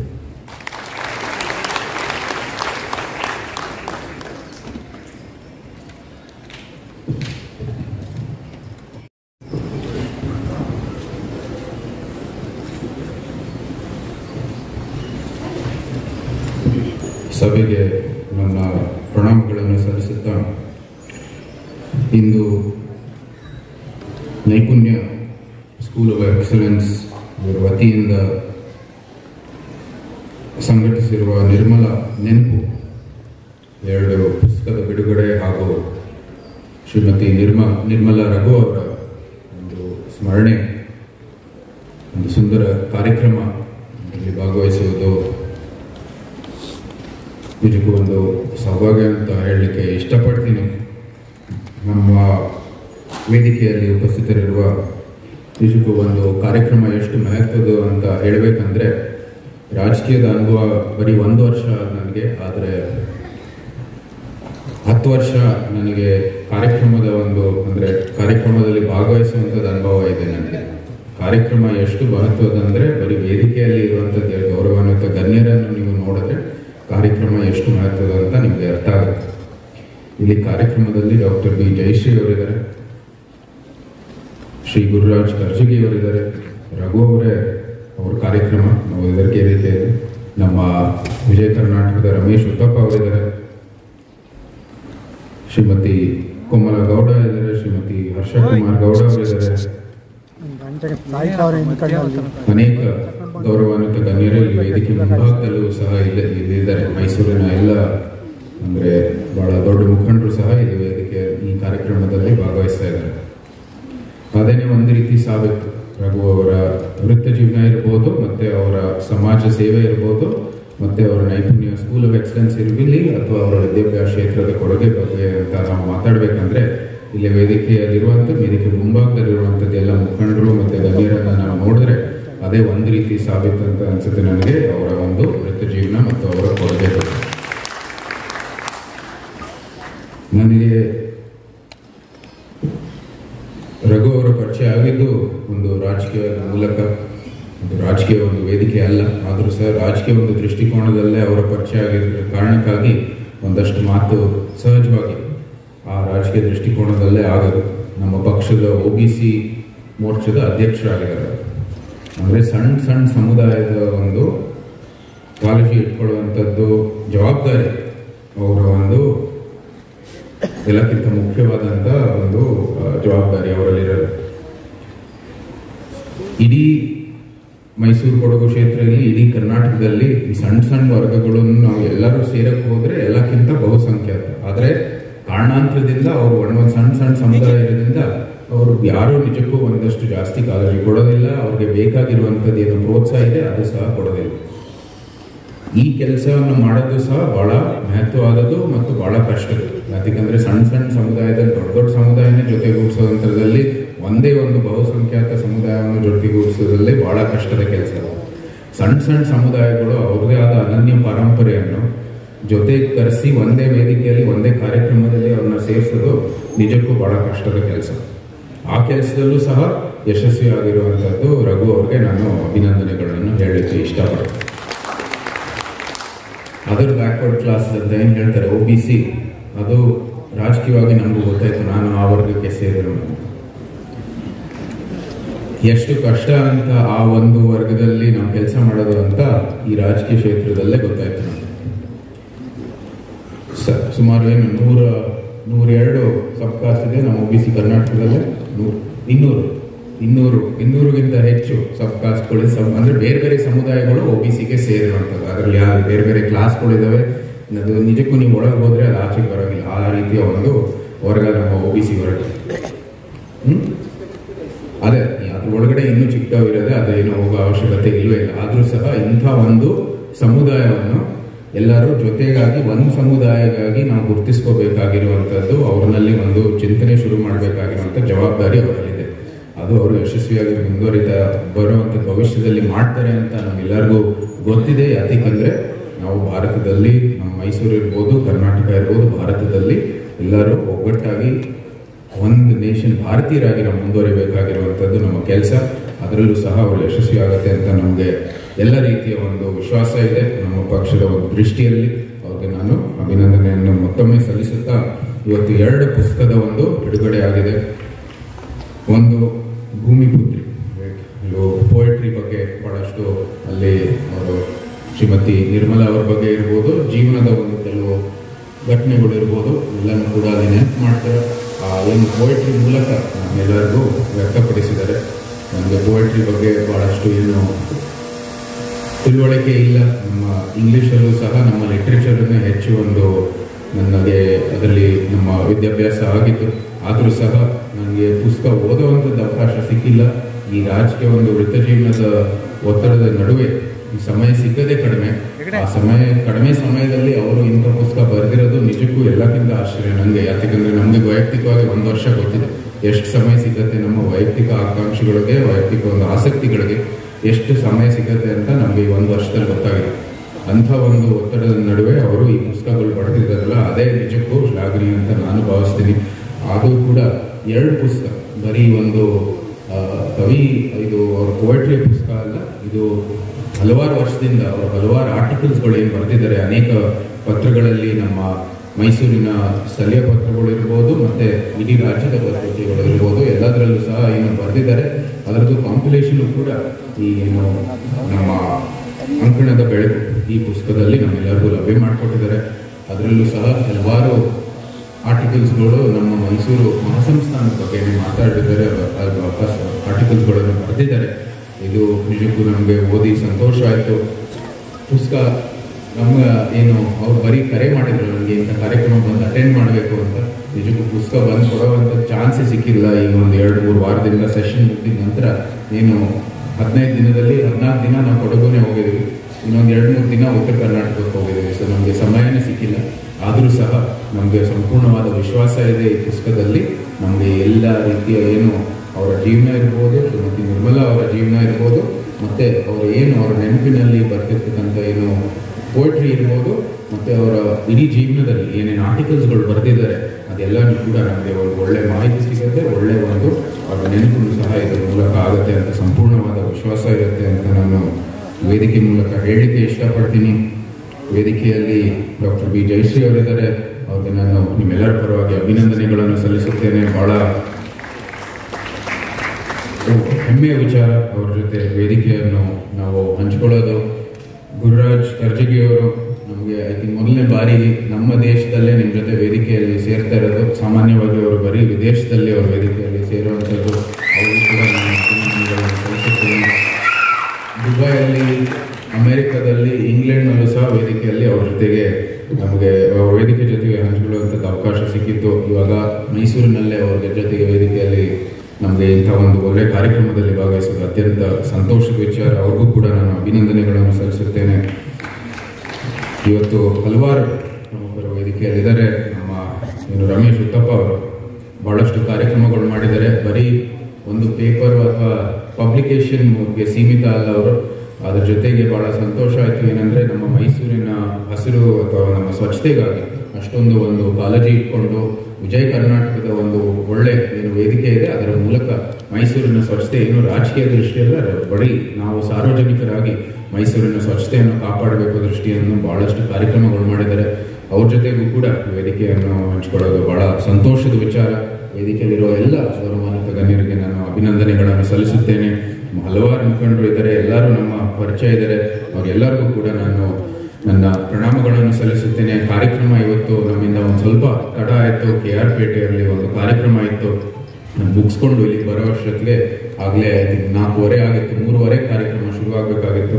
ಅದಕ್ಕಾಗಿ ಎಲ್ಲರಲ್ಲೂ ಕ್ಷಮೆಯನ್ನು ಯಾಚಿಸ್ತಾ ಇವತ್ತು ಒಂದು ಒಳ್ಳೆ ಕಾರ್ಯಕ್ರಮ ಶ್ರೀಮತಿ ನಿರ್ಮಲಾ ಅವರ ನೆನಪಿನಲ್ಲಿ ಏರ್ಪಡಿಸಲಾಗಿದೆ. ರಘು ಅವರಿಗೆ ನಿಮ್ಮೆಲ್ಲರ ಪರವಾಗಿ ನಾನು ಅಭಿನಂದನೆಗಳನ್ನು ಸಲ್ಲಿಸುತ್ತೇನೆ. ಅವರ ಏನು ಮೈಸೂರು ಸಂಸ್ಥಾನದ ಬಗ್ಗೆ ಏನೇನು ಬರೆದಿದ್ದಾರೆ, ನಮ್ಮೆಲ್ಲರಿಗೂ ಮಾಹಿತಿಯನ್ನು ಕೊಟ್ಟಿದ್ದಾರೆ.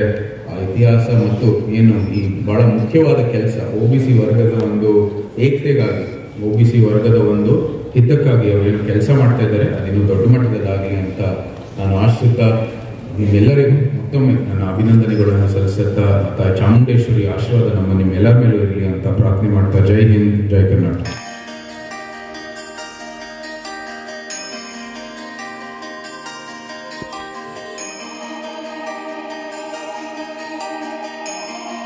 ವೇದಿಕೆಗೆ ನಮಸ್ಕಾರ.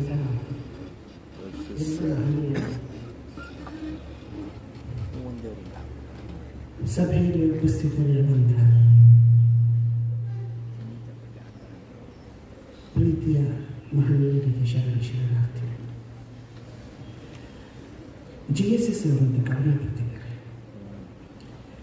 ಆಕಾಶದ ನೀಲಿಯಲ್ಲಿ, ಚಂದ್ರ ತಾರೆ ತೊಟ್ಟಿಲಲ್ಲಿ ಬೆಳಕನಿಟ್ಟು ತೂಗಿದವಳು, ನಿನಗೆ ಬೇರೆ ಹೆಸರು ಬೇಕೆ? ಸ್ತ್ರೀ ಎಂದರೆ ಅಷ್ಟೇ ಸಾಕೆ. ಆಕಾಶದ ನೀಲಿಯಲ್ಲಿ, ಚಂದ್ರ ತಾರೆ ತೊಟ್ಟಿಲಲ್ಲಿ ಬೆಳಕನಿಟ್ಟು ತೂಗಿದಾಕೆ, ನಿನಗೆ ಬೇರೆ ಹೆಸರು ಬೇಕೆ? ಸ್ತ್ರೀ ಎಂದರೆ ಅಷ್ಟೇ ಸಾಕೆ. ಮನೆ ಮನೆಯಲ್ಲಿ ದೀಪ ಮುಡಿಸಿ, ಮನೆ ಮನೆಯಲ್ಲಿ ದೀಪ ಮುಡಿಸಿ,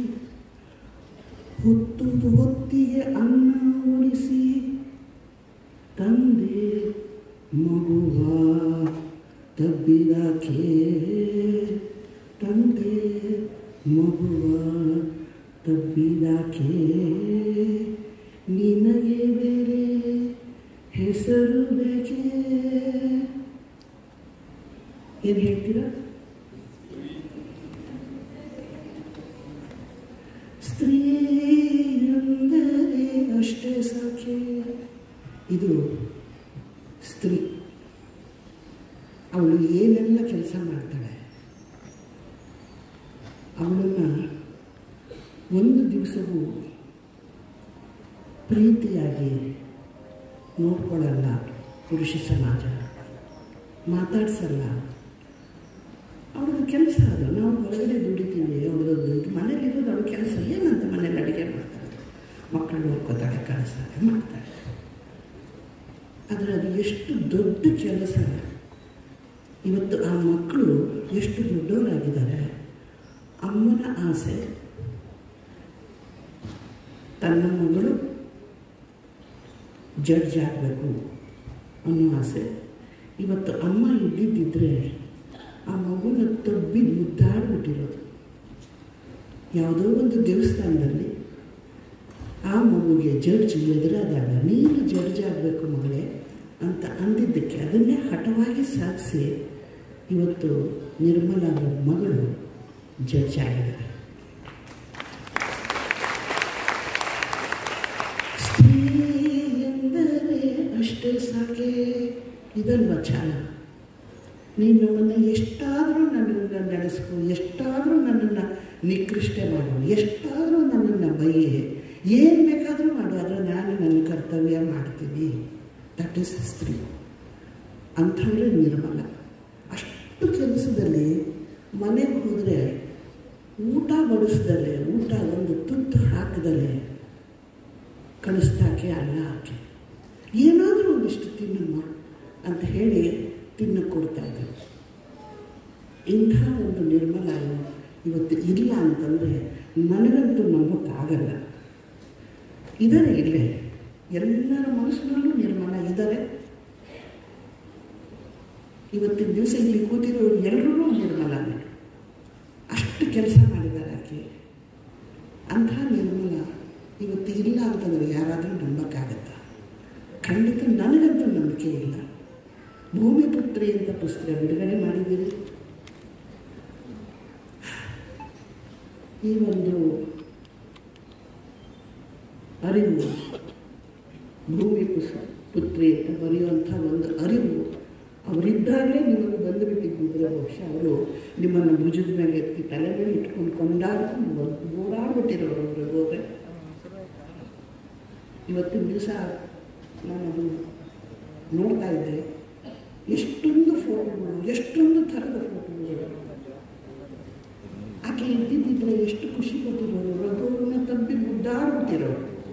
ನನ್ನ ಮೇಲೆ ಎಷ್ಟು ಪ್ರೀತಿ ಇದೆ ನಿಮಗೆ, ಇಷ್ಟೊಂದು ಸಿಟ್ಕೊಂಡಿದ್ರು ನನ್ನನ್ನು ಇಷ್ಟೊಂದು ಪ್ರೀತಿ ಮಾಡ್ತಿದ್ದೀರಲ್ಲ ಅಂತ. ಅವರಿದ್ದಾಗ ಬರೆದಿದ್ದರೆ ತುಂಬ ಚೆನ್ನಾಗಿರೋದು ಪುಸ್ತಕ. ನನಗೆ ಗೊತ್ತಿದ್ದರೆ ತುಂಬ ನೋವಾಗಿದೆ. ಅವರಂಥದ್ರಲ್ಲಿ ಮಾತಾಡ್ತೀನಿ ಅಂತ ತಪ್ಪು ತಿಳ್ಕೋಬೇಡಿ. ಕೊನೆ ಪಕ್ಷ ಈ ಪುಸ್ತಕ ಓದಿದ ಮೇಲೆ ಪುರುಷ ಸಮಾಜಕ್ಕೆ ಬಹುಶಃ ಒಂದು ಸ್ವಲ್ಪನಾದ್ರೂ ನನ್ನ ಹೆಂಡತಿನ ನಾನು ಬೇರೆ ದೃಷ್ಟಿಯಲ್ಲಿ ನೋಡಬೇಕು ಅನ್ನೋ ಒಂದು ಅರಿವು ನೋಡಿಬಿಟ್ರೆ ಅವ್ರ ಪುಸ್ತಕ ಬರೆದಿದ್ದಕ್ಕೂ ಸಾರ್ಥಕ. ಇವತ್ತು ನೀವೆಲ್ಲ ಬಂದಿರೋದಕ್ಕೂ ಪ್ರೀತಿಯಿಂದ ಕರೆದಿದ್ದೀರಿ. ನಿರ್ಮಲಾಗಿ ನಿಮ್ಮನ್ನು ಕಂಡ್ರೆ ಭಾಳ ಪ್ರೀತಿ ಅಮ್ಮ, ಅದಕ್ಕೆ ನಾನು ನೀವೇ ಬರಬೇಕು ಅಂತ ಹೇಳಿ ಬಂದೆ ಅಂತ ಕರೆದ್ರು. ಬಂದಿದ್ದೀನಿ. ಧನ್ಯವಾದಗಳು ರಘುವರೇ. ಇಂಥ ಒಂದು ಕಾರ್ಯಕ್ಕೆ ನನ್ನನ್ನು ನೆನೆಸ್ಕೊಂಡಿದ್ದಕ್ಕೆ ನಾನು ನಿಮ್ಮ ಜೊತೆಯಲ್ಲಿ ನಿರ್ಮಲ ಅವ್ರಿಗೂ ಧನ್ಯವಾದ ಹೇಳ್ತೀನಿ. ಶರಣಾರ್ಥಿ.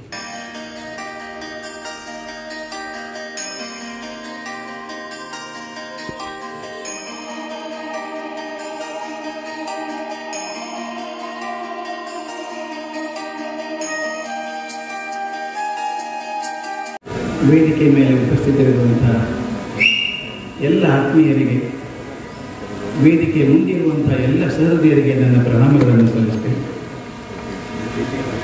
ಇದು ಕಾರ್ಯಕ್ರಮ ರಘುವರ ಪುಸ್ತಕ ಬಿಡುಗಡೆ ಇರೋದು ನೆಪ ಮಾತ್ರ. ಇದು ತಾಯಿ ನಿರ್ಮಲಾ ಅವರನ್ನು ನೆನಪಿಸಿಕೊಳ್ಳುವಂಥ ಕಾರ್ಯಕ್ರಮ. ನನ್ನ ಹೃದಯ ಅವರು ನೋಡಲಿಲ್ಲ, ಅವ್ರನ್ನ ಕಂಡಿರಲಿಲ್ಲ. ಆದರೆ ವಿಚಿತ್ರ ಅಂದರೆ ನನ್ನ ರಘು ಅವ್ರ ಪರಿಚಯ ಆಗೋದಕ್ಕಿಂತ ಮೊದಲು ನಿರ್ಮಲ ಅವ್ರ ಪರಿಚಯ ಆಗಿದೆ. ಅವ್ರ ಜೊತೆ ಕೆಲಸ ಮಾಡಿದಂಥವ್ರು ಬೆಂಗಳೂರಲ್ಲಿ ಒಂದಿಬ್ಬರು ಜನ ನನ್ನ ಕಡೆ ಬರೋರು, ವೀಣಾ ರಾಜು ಅವರು ಕೂಡ ಬರೋರು. ನನಗೆ ಒಂದು ಕಣ್ಣು ಮುಂದೆ ಒಂದು ಚಿತ್ರ ಕಟ್ಟಿದ್ರು. ಒಂದೇ ಮಾತು ಹೇಳಿದ್ದು ನನ್ನ ಮನಸ್ಸಲ್ಲಿ ಉಳ್ಕೊಂಡಿದೆ. ಮೇಡಮ್ ಬಂದರೆ ಸರ್ ಒಬ್ಬ ದೇವತೆ ಬಂದಂಗೆ ಇರ್ತಿತ್ತು ನಮ್ಮ ಆಫೀಸಲ್ಲಿ. ಅದು ಒಂದು ಮಾತು ಸಾಕು. ಅವ್ರು ಹೇಳೋರು, ನಮ್ಮ ಟೀಚರ್ಸ್ ಯಾರೇ ಇರಲಿ ಅವ್ರು ಯಾವುದೋ ದೇವಸ್ಥಾನಕ್ಕೆ ಹೋದ್ರೆ ಎಲ್ಲರಿಗೂ ಒಂದು ಪ್ರಸಾದ ಕೊಟ್ಟು ನೋಡಿ ತೀರ್ಥ ತಗೊಂಡು ಕೊಟ್ಟು ಹೋಗೋರು, ಹೂ ಕೊಟ್ಟು ಹೋಗೋರು. ಆ ತಾಯಿ ಬಂದರೆ ದೇವತೆ ಬಂದು ಹೋದಾಗ ಆಗ್ತಿತ್ತು ಅಂತ ಹೇಳೋರು. ಆ ಮುಖದ ಮೇಲೆ ಕಳೆ ಆಗಿತ್ತು, ತೇಜ ಆಗಿತ್ತು ಅಂತ. ನಾನು ನೋಡಲಿಲ್ಲ, ಅವಾಗ ರಘುವರ ಪರಿಚಯ ಇರಲಿಲ್ಲ ನನಗೆ, ಕೇಳಿದ್ದೆ ಅವ್ರ ಬಗ್ಗೆ. ನಂತರ ಪರಿಚಯ ಆಯಿತು. ಅದು ಹೇಗೋ ಬಂದು ಎಳ್ಕೊಂಡು ಬರ್ತದೆ ನೋಡಿ, ಸೂತ್ರ ಕಟ್ಕೊಂಡು. ಈ ಪರಿಚಯದಲ್ಲಿ ಕಾರ್ಯಕ್ರಮಕ್ಕೂ ಬಂದಿದ್ದೇನೆ. ಅವ್ರ ಅಂಕಣ ಬಿಡುಗಡೆ ಮಾಡುವಂಥ ಭಾಗ್ಯ ಕೂಡ ನನಗಿದೆ. ನಾನು 40 ವರ್ಷಗಳ ಹಿಂದೆ ಒಂದು ಲೇಖನ ಬರೆದು ಸ್ವಲ್ಪ ಪ್ರಸಿದ್ಧನಾಗಿದ್ನೋ ಗೊತ್ತಿಲ್ಲ. 21ನೇ ಶತಮಾನ ಮಹಿಳೆಯರದ್ದು ಅಂತ ಬರೆದಿದ್ದೆ. ಜಗಳಾಡಿದ್ರು ನನ್ನ ಹತ್ರ ಸಾಕಷ್ಟು ಜನ, ಏನು ಹೀಗೆ ಹೇಳ್ತೀರಿ, ಅವ್ರು ಸ್ವಲ್ಪ ನಂಬರ್ ಇದ್ದಾರೆ ಅಂತ. ನಾನು ಹೇಳಿದೆ, ಅಲ್ಲಪ್ಪ, ನನಗೆ ದಾಖಲೆಗಳಿಂದ ಮಾತಾಡ್ತೇನೆ ನಾನು. ಹಿಂದೊಂದು ಕಾಲದಲ್ಲಿ ಹೆಣ್ಮಕ್ಳು ಇಂಜಿನಿಯರಿಂಗ್ ಕಾಲೇಜಿಗೆ ಹೋಗ್ತಾ ಇರಲಿಲ್ಲ. ಸುಧಾಮೂರ್ತಿಯವ್ರ ಪಟ್ಟ ಕಷ್ಟ ನಿಮ್ಗೆ ಗೊತ್ತು. ಸುಧಾನೇ 2 ಸಲ ಹೇಳಿದ್ದಾರೆ ನನಗೆ ಅದನ್ನು. ಅವ್ರು BVB ಕಾಲೇಜ್ ಸೇರ್ಕೊಂಡಾಗ ಪ್ರಿನ್ಸಿಪಾಲ್, ನೀವು ಬರಬೇಡ, ಯಾಕಂದ್ರೆ ಮೊದಲೇ ಹೆಣ್ಮಕ್ಳು ಬರೋದು ನೀನು, ನಿಮಗೋಸ್ಕರ ಪ್ರೈವೇಟ್ ಕಟ್ಟಬೇಕಾಗುತ್ತೆ, ಬರಬೇಡ ಅಂತ ಇದ್ರು. ಈಗ ಎಷ್ಟೊಂದು ಜನ ಹುಡುಗಿಯರು ಇಂಜಿನಿಯರಿಂಗ್ ಕಾಲೇಜಿಗೆ ಹೋಗ್ತಿದ್ದಾರೆ ಅಂದರೆ, ಮೊನ್ನೆ ಹೇಳ್ತಾ ಇದ್ರು 67% ಹೆಣ್ಮಕ್ಳಿದ್ದಾರೆ ಇಂಜಿನಿಯರಿಂಗ್ ಕಾಲೇಜಲ್ಲಿ. ಇವರೆಲ್ಲ ಎಲ್ಲಿ ಹೋಗ್ತಾರೆ? ಕಂಪನಿಯಲ್ಲಿ ಸೇರ್ಕೋತಾರೆ. 10 ವರ್ಷ ಆದ್ಮೇಲೆ ಮ್ಯಾನೇಜರ್ ಆಗ್ತಾರೆ. 20 ವರ್ಷದಲ್ಲಿ ಎಲ್ಲಿ ಇರ್ತಾರೆ? ಆಡಳಿತ ನಡೆಸ್ತಾರೆ. ಹಿಂದೆ ಕಿರಣ್ ಬೇಡಿ ಒಬ್ಬರೇ IPS ಆಫೀಸರ್ ಆಗಿದ್ದರು. ಈಗ 1000 ಜನ ಹೆಣ್ಮಕ್ಳು IPS ಆಗಿದ್ದಾರೆ, 1000 ಜನ IAS ಆಗಿದ್ದಾರೆ. ನಾವೇ ಕರ್ನಾಟಕ ಕಂಡಿದ್ದೀವಿ, ಇಬ್ಬರಾಗಲೇ ಹೆಣ್ಮಕ್ಳು ನಮ್ಮ ಚೀಫ್ ಸೆಕ್ರೆಟರಿ ಆಗಿದ್ದಾರೆ. ಅಂದರೆ ನನಗೊಂದು ತಪ್ಪು ಕಲ್ಪನೆಯನ್ನು ನಮ್ಮ ಪುರುಷ ಸಮಾಜ ಕಲ್ಪಿಸ್ಬಿಟ್ಟಿದೆ, ಹೆಣ್ಣು ಅಬಲೆ ಅಂತ. ಎಷ್ಟು ತಪ್ಪು ಅಂದರೆ ಅದು ನಿಜವಾಗಲೂ ಭಾವನಾತ್ಮಕವಾಗಿ ಮನಃಶಾಸ್ತ್ರದ ಪ್ರಕಾರ ಕೂಡ ಗಂಡಸು ಹೆಂಗಸಿನಷ್ಟು ಗಟ್ಟಿ ಅಲ್ಲ. ಹೆಂಗಸು ತಡ್ಕೊಳ್ಳುವಷ್ಟು ನೋವನ್ನು ಗಂಡಸು ಎಲ್ಲೂ ತಡ್ಕೊಳ್ಳೋಕೆ ಸಾಧ್ಯ ಇಲ್ಲ. ಇನ್ನೊಂದು ತಾವು ಗಮನಿಸಿರ್ಬೇಕು, ಇದಿವತ್ತಿಂದಲ್ಲ, ರಾಮಾಯಣ ಕಾಲದಿಂದ ಸೀತೆಯನ್ನು ಕಳ್ಕೊಂಡಂಥ ರಾಮನ ಅವಸ್ಥೆ ಕಾಣಬೇಕು ನೀವು. ವಾಲ್ಮೀಕಿ ರಾಮಾಯಣ ಇಟ್ಕೊಂಡು ಹೇಳೋದು ನಾನು, ತಲೆ ಕೆಟ್ಟು ಹೋಗ್ಬಿಡುತ್ತೆ. ರಾಮ ಸೀತೆ ಎಲ್ಲಿ ಹೋದ್ಲು ಅಂತ ಗಿಡಕ್ಕೆ ಕೇಳ್ತಾನೆ, ಮರಕ್ಕೆ ಕೇಳ್ತಾನೆ, ಪಕ್ಷಿ ಕೇಳ್ತಾನೆ, ಎಲ್ಲಿ ಹೋದ್ಲು ನಾನು ಸೀತೆ ಅಂತ. ಅದು ಇದೇ ಥರ ರಾಮನ ಕಳ್ಕೊಂಡು ಸೀತೆ ಕೂತಿದ್ದಾಳಲ್ಲ ಅಲ್ಲಿ ಅಶೋಕವನದಲ್ಲಿ, ಹೀಗೆ ಗೊಳ ಅಂತ ಅಳ್ಳಿಲ್ಲ. ರಾಮ ಬರ್ತಾನೆ ಅಂತ ನಂಬಿಕೆ ಇದೆ, ಬಂದೇ ಬರ್ತಾನೆ, ಕರ್ಕೊಂಡು ಹೋಗ್ತಾನೆ ಅಂತ ಶ್ರದ್ಧೆ, ನಂಬಿಕೆ, ಅಷ್ಟು ಗಟ್ಟಿ ನಂಬಿಕೆ.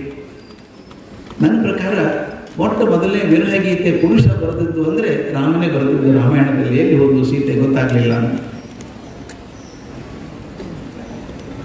ಆನಂತರ ಬಹು ಚಂದ ಅಂದರೆ ರಾಮಾಯಣದಲ್ಲಿಕ್ಕಿಂತ ಮೊದಲು ದಿಲೀಪ ಚಕ್ರವರ್ತಿ, ಆ ದಿಲೀಪ ಚಕ್ರವರ್ತಿ ಮಗ ರಘುನ ಮಗ ಅಜ ಅಂದ್ರೆ ದಶರಥನ ಅಪ್ಪ.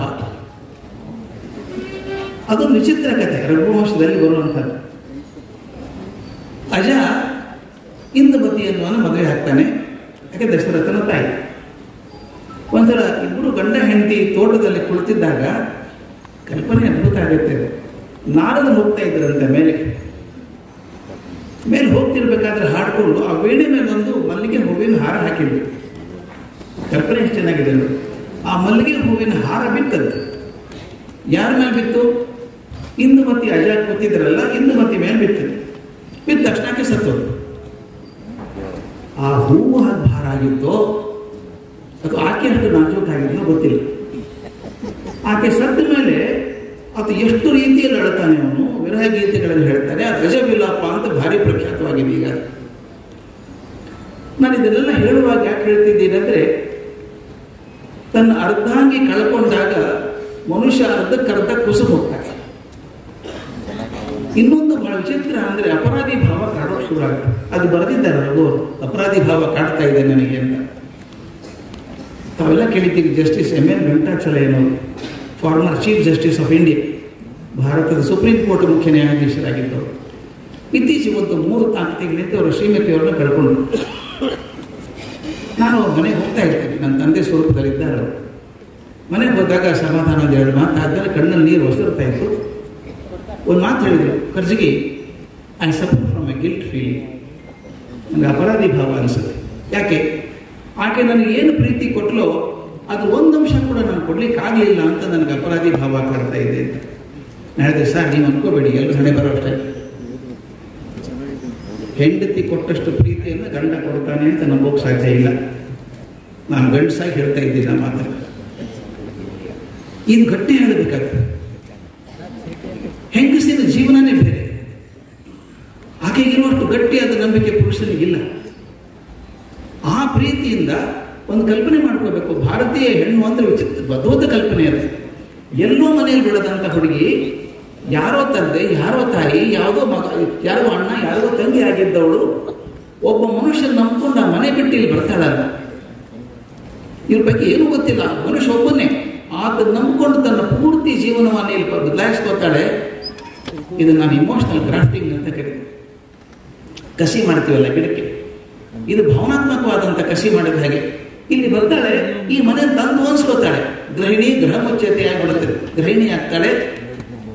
ಬಂದು ಹೊಸದ್ರಲ್ಲಿ ತವ್ರ ಮನೆ ನೆನಪು ಕಾಡುತ್ತೆ. ಹೋಗ್ಬೇಕು ಅಂತ ಅನ್ಸುತ್ತೆ.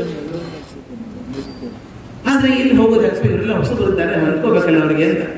ಆದ್ರೆ ಅದೇ ಒಂದು 5 ವರ್ಷ ಹೋಗ್ಲಿ, ಅದೇ ಅಪ್ಪ ಅಮ್ಮ ಬಂದು ತವ್ರ ಮನೆಗೆ ಬಾ ಅಂತ ಹೇಳಿದ್ರೆ, ಇಲ್ಲಪ್ಪ ಇಲ್ಲಿ ಕೆಲಸ ಜಾಸ್ತಿ ಇದೆ, ಬರೋಕ್ಕಾಗಲ್ಲ ನನಗೆ ಅಂತ ಈ ಮನೆಯನ್ನು ತನ್ನದನ್ನಾಗಿ ಮಾಡ್ಕೋತಾಳೆ.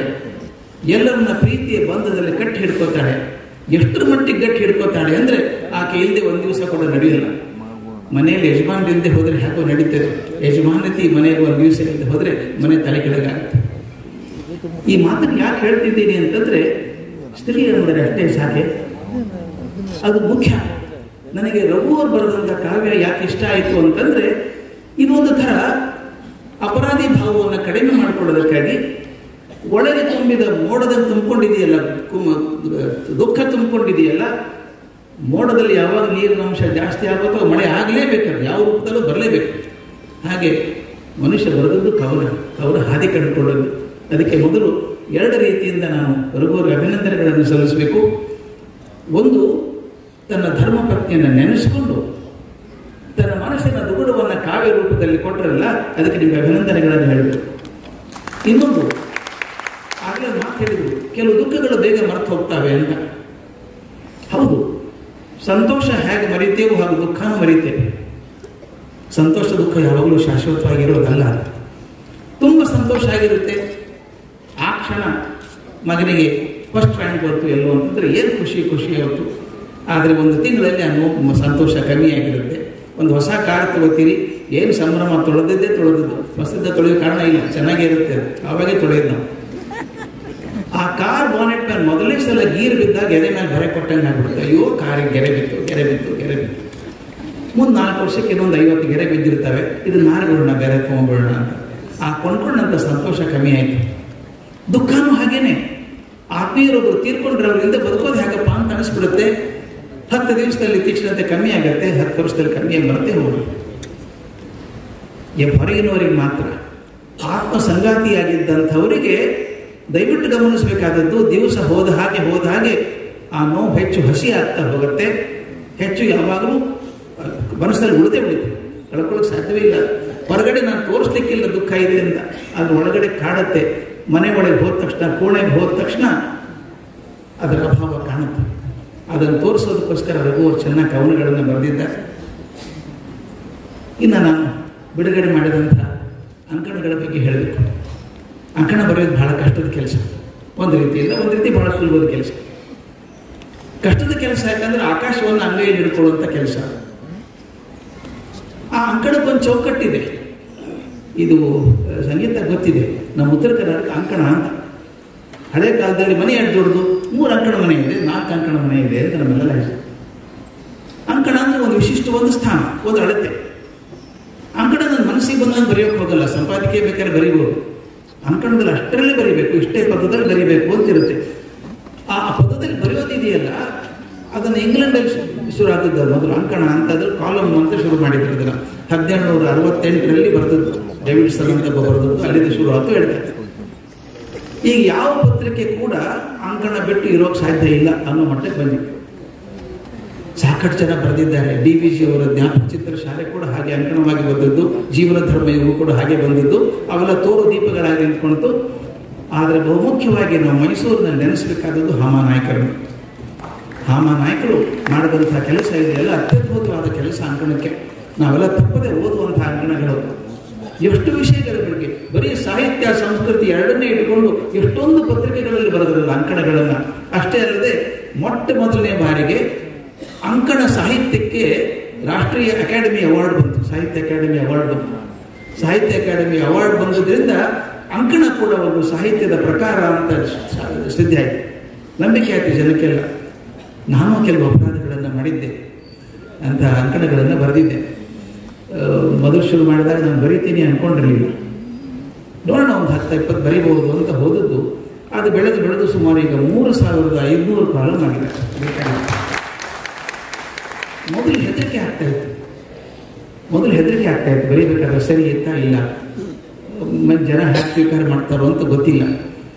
ಆದರೆ ಮುಂದೆ ಅದನ್ನು ಜನ ಸ್ವೀಕಾರ ಮಾಡೋಕ್ಕೆ ಭಯ ಶುರುವಾಯಿತು ನನಗೆ. ಯಾಕಂದರೆ ಅವರ ಅಪೇಕ್ಷಿತ ಮಟ್ಟವನ್ನು ಮುಟ್ಟುತ್ತಾ ಇಲ್ಲ, ಹಗರಾಗಿ ಬಂದ್ಬಿಡ್ತಾ ಯಾವುದಾದ್ರೂ. ಈ ಎಚ್ಚರಿಕೆ ಅಂಕಣಕಾರ ತುಂಬ ಇರಬೇಕಾಗುತ್ತೆ. ಯಾಕಂದರೆ ಸ್ವಲ್ಪ ಮಾತಿನಲ್ಲೇ ಬಹಳನ್ನ ಹೇಳಬೇಕಾಗುತ್ತೆ. ಅಂಕಣಗಳಲ್ಲಿ ಬೇರೆ ಬೇರೆ ವಿಧಾನಗಳಿದ್ದಾವೆ. ಇನ್ನೊಂದು ಮುಖ್ಯವಾದ ಹೇಳಬೇಕು ನಾನು, ಈಗ ರಮೇಶ್ ಹೇಳ್ಬಿಟ್ಟಿದ್ದಾರೆ ಈ ಪುಸ್ತಕ ಬಿಡುಗಡೆ ಮಾಡೋರು ಜಾಸ್ತಿ ಮಾತಾಡ್ತಾರೆ ಅಂತ. ಅದು ಹಾಗೆ ಮಾತಾಡೋದು. ಅಂಕಣಕಾರ ಇರುವಂಥ ಒಳ್ಳೆ ಅಂಕಣಕಾರರಿಗೆ ಇರಬೇಕಾದ ಮುಖ್ಯ ಅರ್ಹತೆ ಅಂದರೆ ಸಮಾಜದಲ್ಲಿ 10 ಮುಖಗಳನ್ನು ಕಂಡಿರಬೇಕು. ಎಷ್ಟು ಮುಖಗಳನ್ನು ಕಂಡಿದ್ದೀರೋ ಅಷ್ಟು ನಿಮ್ಮ ಅಂಕಣ ಸಮೃದ್ಧಿಯಾಗುತ್ತೆ. ನಾನು ಅದಕ್ಕೆ ಹೇಳ್ತೀನಿ, ರಘು ಅವ್ರನ್ನ ಹೇಗೆ ನೋಡಬೇಕು ಅಂತ ಗೊತ್ತಿಲ್ಲ. ಆವಾಗಲೇ ಭಾಳ ಹಿಂದೆನೆ ವಾಂಚಲ್ಯ ಅಂತ ವಾರಪತ್ರಿಕೆ ಶುರು ಮಾಡಿದ್ರು ಅಂತ ಕೇಳಿದೆ. ಪತ್ರಿಕೋದ್ಯಮಿ ಆದರು, ರಾಜಕೀಯದಲ್ಲಿದ್ದಾರೆ, ಶಿಕ್ಷಣ ಸಂಸ್ಥೆ ನಡೆಸ್ತಾರೆ, ಅದು ಸಮಾಜದಲ್ಲಿ ಬೇಕಷ್ಟು ಕಾರ್ಯಕ್ರಮಗಳಲ್ಲಿ ಭಾಗವಹಿಸ್ತಾರೆ, ಹೋರಾಟಗಾರರಾಗಿದ್ದಾರೆ, ಕನ್ನಡ ಚಳವಳಿ ಹೋರಾಟಗಾರರಾಗಿದ್ದಾರೆ. ಈ ಎಲ್ಲ ಮುಖಗಳಿದ್ದಾವಲ್ಲ, ನಿಮಗೆ ಎಷ್ಟು ಹೆಚ್ಚು ಮುಖಗಳು ಅಷ್ಟು ನಿಮ್ಮ ಲೇಖನದಲ್ಲಿ ವೈವಿಧ್ಯತೆ ಬರುತ್ತೆ. ಆ ವೈವಿಧ್ಯತೆಗಳನ್ನೆಲ್ಲವನ್ನು ಅವರ ಅಂಕಣಗಳಲ್ಲಿ ಕಾಣಬಹುದು. ಮೈಸೂರಿನ ಬಗ್ಗೆ ಸುಮಾರು ಬರೆದಿದ್ದಾರೆ. ಎಷ್ಟು ಮಟ್ಟಿಗೆ ರಮೇಶ್ ಹೇಳಿದ ಹಾಗೆ ಅವರು ಅವತ್ತು ಬರೆದಂಥ ಆರ್ಟಿಕಲ್ ಇವತ್ತು ಕೂಡ ಅಧಿಕಾರದ ಕುರ್ಚಿಗಳನ್ನು ಅಲುಗಾಡಿಸ್ತಾ ಇದ್ದಾರೆ ಅಲ್ವಾ. ಬರೆದಂಥ ಸೈಟ್ ಅಲಾಟ್ಮೆಂಟ್ ಬಗ್ಗೆ ಕೂಡ ಬರೆದಿದ್ದಾರೆ, ಚೆನ್ನಾಗಿ ಬರೆದಿದ್ದಾರೆ. ಅಂದರೆ ಎಲ್ಲ ವಿಷಯಗಳ ಬಗ್ಗೆ, ನಮ್ಮ ನೆಲ ಹೇಗೆ, ನಮ್ಮ PUC ಶಿಕ್ಷಣದ ಗತಿ ಹೇಗೆ, ಪರದೇಶದ ವಿಮಾನ ಯಾತ್ರೆಗಳಲ್ಲಿ ಎಷ್ಟು ಕನ್ನಡ ಚೆನ್ನಾಗಿ ಬಂತು, ನಮ್ಮಲ್ಲಿ ಯಾಕೆ ಬರೋಲ್ಲ ಕನ್ನಡ ಅಂದರೆ ಒಬ್ಬ ಅಂಕಣಗಾರನಿಗೆ ಏನು ಕಂಡ್ರೂ ಕೂಡ ಅದನ್ನ ತಕ್ಷಣ ಒಂದು ಲೇಖನ ಮಾಡಬೇಕು ಅಂತ ಅನಿಸುತ್ತೆ. ನನಗೊಂದು ಸಣ್ಣ ಘಟನೆ ಹೇಳಿ ಬಿಟ್ಬಿಡ್ತೀನಿ, ನಾನು ಭಾಳ ಜಾಸ್ತಿ ಮಾತಾಡೋದು. ನಾನು ಒಂದ್ಸಲ ಪಾಸ್ಪೋರ್ಟ್ ಆಫೀಸಿಗೆ ಹೋಗ್ಬೇಕಾಗಿತ್ತು. ಅಂಕಣಕಾರಿಗಿರುವಂಥ ತೊಂದರೆಗಳಿತ್ತು. ನಾನು ಮೊಮ್ಮಗಳಿಗೆ ಪಾಸ್ಪೋರ್ಟ್ ಮಾಡಿಸ್ಬೇಕಾಗಿತ್ತು. ಒಬ್ಬರನ್ನೇ ಬಿಡ್ತಾರೆ ಪಾಸ್ಪೋರ್ಟ್ಗೆ ಹೋದಾಗ. ಒಂದು ಮಗು ಸಣ್ಣ ಹೋಗಿದ್ರು ಒಬ್ಬರನ್ನೇ ಬಿಡ್ತಾರೆ. ನಾನು ಸೊಸೆ ಕೇಳಿದೆ, ನೀನು ಹೋಗಮ್ಮ ಜೊತೆಗೆ ಅಂತ ಹೇಳಿದೆ. ನಾನು ಬಾಗಿಲಿಂದ ಒಳಗೆ ಹೋಗುವಂದೆ. ಒಳಗಿದ್ದವರು ನೀವು ಬಂದ್ಬಿಡಿ ಅಂದರು. ನಾನು ಬೇಡದ್ರೆ ಒಬ್ಬರೇ ಬರ್ಬೇಕು, ಬಾಕಿ ಬರ್ತಾರೆ. ನೀವು ಬಂದ್ಬಿಡಿ ಪರವಾಗಿಲ್ಲ ಅಂದರು. ಅಪರೂಪ ಇದೆ. ನಾನು ಹೋದೆ ಒಳಗಡೆ. ಅವ್ರು ಒಳಗಡೆ ಕರ್ಕೊಂಡು ಹೋಗಿ ತಮ್ಮ ಕೋಣೆ ಕೂಡಿಸ್ಕೊಂಡ್ರು. ಏನೇನು ಬೇಕೋ ಎಲ್ಲ ಮಾಡಿ ಒಂದು ಅರ್ಧ ಗಂಟೆಯಲ್ಲಿ ಪಾಸ್ಪೋರ್ಟ್ ಅಪ್ರೂವ್ ಮಾಡಿಕೊಟ್ರು. ನಿಮ್ಮ ಮನೆಗೆ ಬರುತ್ತೆ ಹೋಗಿ ಪಾಸ್ಪೋರ್ಟ್. ಅವರೇ ಪಾಸ್ಪೋರ್ಟ್ ಆಫೀಸರ್. ನನಗೆ ಆಶ್ಚರ್ಯ, 2 ತಾಸಾದರೂ ಕೂತ್ಕೋಬೇಕು ಪಾಸ್ಪೋರ್ಟ್ ಆಫೀಸಲ್ಲಿ. ಇಲ್ಲಿಂದ ಅಲ್ಲಿ, ಅಲ್ಲಿಂದ ಅಲ್ಲಿ ಹೋಗ್ಬೇಕಾಗುತ್ತೆ. ನಾನು ಕೇಳಿದೆ, ನನ್ನ ಮೇಲೆ ವಿಶೇಷ ಕರುಣೆ ತೋರಿಸಿದ್ರಿ ಅಂತ ಕೇಳಿದೆ. ಅವ್ರು ಹೇಳಿದ್ರು, ಸರ್ ನಿಮ್ಮ ಅಭಿಮಾನಿ ನಾನು, ನಿಮ್ಮ ಕಾಲಮ್ ತಪ್ಪದೆ ಓದ್ತೀನಿ ಪೇಪರಲ್ಲಿ, ಅದು ಒಂದು ಭಾಗ, ಇನ್ನೊಂದು ಭಾಗ ಬೇರೆ ಇದೆ ಅಂತ. ಏನು, ನೀವು ಒಂದು ಅರ್ಧ ಗಂಟೆ ಕೂತ್ಕೊಂಡ್ಬಿಟ್ರೆ ಏನೋ ಕಣ್ಣಿಗೆ ಬೀಳುತ್ತೆ, ಅದನ್ನು ಬರೆದು ಬಿಡ್ತೀವಿ. ಅದನ್ನು ಬೇಗ ಹೊರಗೆ ಹೋದಷ್ಟು ಒಳ್ಳೇದು ಅಂತ. ಅಂದರೆ ಅಂಕಣಕಾರ ಒಂದು ರೀತಿ, ನಮ್ಮ ಕಪ್ಪಣ್ಣ ಭಾಳ ಚೆನ್ನಾಗಿ ಹೇಳ್ತಾರೆ. ನಮ್ಮ ಕಪ್ಪಣ್ಣ ನನಗೆ ಕರೆಯೋದು ಭಯೋತ್ಪಾದಕ ಅಂತ ಕರೀತಾರೆ. ನಮಗೆ ನೀವೇನು ಬರೆದ್ರು ಎಲ್ಲೋ ಹಾಕ್ಬಿಡ್ತೀವಿ ಪೇಪರಲ್ಲಿ ಅಂತ. ಅದು ಕಂಡದ್ದೆಲ್ಲ ಹಾಕಬೇಕು ಅಂತ ಅನಿಸುತ್ತೆ. ಹಾಗಾದದ್ದು ನಾನು ಹೇಳ್ತೀನಲ್ಲ, ಎಷ್ಟು ಚಂದ ಅಂದರೆ ನನ್ನ ಜೀವನ ನನಗೆ ಗೊತ್ತಿಲ್ಲದ ಹಾಗೆ ಚೆನ್ನಾಗಾಗುತ್ತೆ. ಅಂಕಣಕಾರ್ಯ ಒಳ್ಳೇದಾಗುತ್ತೆ. ಹೊಸ ವಿಷಯಗಳನ್ನು ನೋಡೋ ರೀತಿ ಬದಲಾಗುತ್ತೆ. ಅಲ್ಲಿ ಪೂರ್ವಾಗ್ರಹ ಇರೋ ಹಾಗಿಲ್ಲ. ಇರೋದನ್ನು ನೆಟ್ಟವಾಗಿ ಮಾಡಿ ಎಲ್ಲರೂ ಮುಟ್ಟು ಹಾಗೆ ಬರೆಸೋ ಕೆಲಸವನ್ನು ತುಂಬ ಚೆನ್ನಾಗಿ ಮಾಡಿದ್ದೀರಿ. ಆದರೆ ಇದು ಹಾಗೆ ಮುಂದುವರಿಬೇಕು. ಅಂಕಣ ಬರಹ ನಿರಂತರ ಆಗಬೇಕು. ಆ ನಿರಂತರ ಆದಷ್ಟು ಸಾಹಿತ್ಯವೂ ಶ್ರೀಮಂತ ಆಗುತ್ತೆ. ಗೊತ್ತಿಲ್ಲದ ಹಾಗೆ ಅಂಕಣಕಾರ ಜೀವನ ಕೂಡ ಸಮೃದ್ಧಿಯಾಗುತ್ತೆ. ಹಾಗಾಗಲಿ ಅಂತ ಆಶಿಸಿ ನನ್ನ ಮಾತು ಮುಗಿಸ್ತೇನೆ. ಕಾರ್ಯಕ್ರಮದ ಹೆಸರೇ ಹ್ಯಾಪಿ ಮ್ಯಾರೇಜ್ ಡೇ. ಅದರ ಸೂತ್ರಧಾರಿಯಾದಂಥ ನಮ್ಮ ಡಾಕ್ಟರ್ ಗುರುರಾಜ್ ಕರ್ಜಗಿಯವರು ಅವತ್ತು ಬೆಳಗ್ಗೆಯಿಂದ ಸಂಜೆವರೆಗೂ ಸುಖ ದಾಂಪತ್ಯಕ್ಕೆ ಸರಳ ಸೂತ್ರಗಳನ್ನು ಎಷ್ಟು ಚೆನ್ನಾಗಿ ಎಷ್ಟು ಗೇಮ್ಸ್ ಮಾಡಿಸೋದು. ಈ ವೇದಿಕೆಯಲ್ಲಿ ಮಾತನಾಡೋದು ಸ್ವಲ್ಪ ನನಗೆ ಕಷ್ಟ ಅನ್ನಿಸ್ತಾ ಇದೆ. ಒಂದು ಕಡೆ ಭಾವುಕತೆ, ಇನ್ನೊಂದು ಕಡೆ ನನ್ನನ್ನೇ ಕೇಂದ್ರೀಕರಿಸಿದಂಥ, ಅಂದರೆ ಈ ಕಾರ್ಯಕ್ರಮದ ಒಟ್ಟು ಕಲ್ಪನೆ ಇರೋದರಿಂದ ನಾವು ಬೇರೆ ಕಾರ್ಯಕ್ರಮಗಳಲ್ಲಿ ಮಾತನಾಡಿದಷ್ಟು ಸಲೀಸಾಗಿ ಮಾತನಾಡಲಿಕ್ಕೆ ಆಗಲ್ವೇನೋ ಅನ್ನುವಷ್ಟು ಭಾವುಕತೆ ತುಂಬಿದೆ. ನನ್ನ ಬಗ್ಗೆ, ನನ್ನ ಸಾಹಿತ್ಯದ ಬಗ್ಗೆ, ನನ್ನ ಬೆಳವಣಿಗೆಯ ಬಗ್ಗೆ ಸಾಕಷ್ಟು ವಿಚಾರಗಳನ್ನು ಇದುವರೆಗೆ ಮಾತನಾಡಿದವರು, ಅದರಲ್ಲೂ ನಮ್ಮ ರಮೇಶ್ ಉತ್ತಪ್ಪನವರು ವಿವರಿಸಿದ್ದಾರೆ, ನಿರೂಪಕರು ಹೇಳ್ತಾನೆ ಹೋಗಿರೋದ್ರಿಂದ ಒಂದಷ್ಟು ನಾನು ಹೇಳಬೇಕಾದಂಥ ಅಂಶಗಳಿಗೆ ನಾನು ರಿಯಾಯಿತಿ ಕೊಟ್ಟು ಒಂದೆರಡು ಮಾತನ್ನಷ್ಟೇ ಸಂಕ್ಷಿಪ್ತವಾಗಿ ಆಡಲಿಕ್ಕೆ ಬಯಸ್ತೇನೆ. ಮೊದಲನೇದಾಗಿ ಈ ಕಾರ್ಯಕ್ರಮವನ್ನು ಅರ್ಥಪೂರ್ಣಗೊಳಿಸಲು ಈ ವೇದಿಕೆಯನ್ನು ಅಲಂಕರಿಸಿರ್ತಕ್ಕಂಥ ಗಣ್ಯ ಅತಿಥಿಗಳು, ಸನ್ಮಾನ್ಯ ಸಂಸದರಾದ ಯದುವೀರ ಕೃಷ್ಣದತ್ತ ಚಾಮರಾಜ ಒಡೆಯರವರು, ನಾನು ಅಭಿಮಾನಿಸುವ, ಅಥವಾ ನಾನೊಬ್ಬನೇ ಅಲ್ಲ, ಮೈಸೂರು, ಹಳೆ ಮೈಸೂರು ಸಂಸ್ಥಾನದಲ್ಲಿ ಇವತ್ತು ಬದುಕು ಮಾಡ್ತಾ ಇರ್ತಕ್ಕಂಥ ಪ್ರತಿಯೊಬ್ಬರೂ ಕೂಡ ಸ್ಮರಣೆ ಮಾಡ್ತಕ್ಕಂಥ, ಉಪಕಾರ ಸ್ಮರಣೆ ಮಾಡ್ತಕ್ಕಂಥ, ನಾವೆಲ್ಲರೂ ಕೂಡ ಅಭಿಮಾನಿಸುವಂಥ ರಾಜಮನೆತನದ ಕುಡಿ ಯದುವೀರರಿಂದಲೇ ಈ ಒಂದು ಕಾರ್ಯಕ್ರಮಕ್ಕೆ ಕಳೆ ತರಬೇಕಂತಕ್ಕಂಥ ಒಂದು ಕಾರಣಕ್ಕೆ. ಇನ್ನು ಭೂಮಿಪುತ್ರಿ ಅಂತ ಯಾತಕ್ಕೆ ಕೊಟ್ಟೆ ಅಂತ ಹೇಳಿದರೆ, ಈ ಕಾರ್ಯಕ್ರಮ ಒಂದು ರೀತಿಯಲ್ಲಿ ನಿರ್ಮಲ ನೆನಪು. ಈ ನಿರ್ಮಲ ನೆನಪು ಕಾರ್ಯಕ್ರಮ ಕೇವಲ ನನ್ನ ಪತ್ನಿ ನಿರ್ಮಲನಿಗೆ ನೆನಪನ್ನು ಅರ್ಪಿಸಲಿಕ್ಕೆ ಅಷ್ಟೇ ಇದನ್ನು ಈ ಕಾರ್ಯಕ್ರಮ ಆಯೋಜಿಸಿದ್ದಲ್ಲ. ನಿರ್ಮಲನಂತೆ ಇಡೀ ನಮ್ಮ ಭಾರತೀಯ ಪರಂಪರೆಯಲ್ಲಿ ಹೆಣ್ಣುಗಳು ತ್ಯಾಗ, ಸಮರ್ಪಣೆ, ಸೀತೆಯಿಂದ ಪ್ರಾರಂಭ ಆಗಿ ಅಮ್ಮ ಹೇಳಿದಾಗೆ, ಜಯಶ್ರೀ ಅಮ್ಮ ಹೇಳಿದಾಗೆ, ಎಲ್ಲವನ್ನೂ ನುಂಗಿಕೊಂಡು ಗಂಡನಿಗಾಗಿ, ಮಕ್ಕಳಿಗಾಗಿ, ನಮ್ಮ ಸಂಸ್ಕೃತಿಯ ಕೊಂಡಿಯಾಗಿ ಯಾವ ಹೆಣ್ಣುಮಕ್ಕಳು ಇವತ್ತು ನಮ್ಮ ನೆಲದ ಮೇಲೆ ಇದ್ದಾರೋ ಅಂತ ಎಲ್ಲ ಪಾತಿವ್ರತ್ಯವಾದಂಥ, ಪವಿತ್ರವಾದಂಥ ಸ್ತ್ರೀ ಕುಲಕ್ಕೆ ಇವತ್ತು ಈ ಕಾರ್ಯಕ್ರಮದ ಸಮರ್ಪಣೆ ಅಂತ ಹೇಳಲಿಕ್ಕೆ ಬಯಸ್ತೇನೆ. ಯಾತಕ್ಕೆ ಅಂತ ಹೇಳಿದರೆ, ನಾನು ಭಾವುಕವಾಗಿ ಬೆಳೆದಂಥವನು, ಅಂತ ಹಂತವಾಗಿ ಯಾವ ರೀತಿ ಬೆಳೆದೆ ತುಂಬ ಕಡಿಮೆ ಇರೋದ್ರಿಂದ ಹೆಚ್ಚು ಹೇಳಲಿಕ್ಕೆ ಹೋಗುದಿಲ್ಲ. ನನ್ನ ಇಡೀ ಜೀವನದ ಹೋರಾಟದ ಜೀವನ, ಆ ಹೋರಾಟದ ಜೀವನದಲ್ಲಿ ನನಗೆ ಒಂದು ತಿರುವು ಅಂದರೆ ನಮ್ಮ ಪರಿಸರ ಮತ್ತೊಂದು ಇವೆಲ್ಲವೂ ಕೂಡ ಕನ್ನಡಪರ ಹೋರಾಟ ಆಗಲಿ, ಸಾಮಾಜಿಕ ಹೋರಾಟ ಆಗಲಿ, ಇವೆಲ್ಲವೂ ಕೂಡ ಈ ಬಡತನದ ಜೊತೆಗೆ ಒಂದು ಕಡೆ ಹೋರಾಟ. ಆದರೆ ನಾವು ನಂಬಿಕೊಂಡಂಥ ಒಂದು ನಂಬಿಕೆ ಸಿದ್ಧಾಂತಗಳಿಗೆ ಹೋರಾಟ ಮಾಡ್ತಾ ಇದ್ದಂಥ ಸಂದರ್ಭದಲ್ಲಿ ನನಗೆ ಜೊತೆಯಾದವರು, ಯಾಕೆ ಇವತ್ತು ಶ್ರೀಮತಿ ಕೋಮಲಾ ಹರ್ಷಕುಮಾರ್ ಗೌಡರು ಕುಳಿತಿದ್ದಾರೆ ಅಂದರೆ, ಅವರು ನನಗೆ ಯಶೋದೆಯ ಪ್ರೀತಿಯನ್ನು ಕೊಟ್ಟಂಥವ್ರು, ಯಶೋದೆಯ ಆರೈಕೆಯನ್ನು ಕೊಟ್ಟಂಥವ್ರು. ಅವರ ಹರ್ಷಕುಮಾರ ಗೌಡರ ಒಡನಾಟದ ನಂತರ ನಾನು ರಾಜಕೀಯ ಕ್ಷೇತ್ರಕ್ಕೆ ಬಂದಂಥವನು.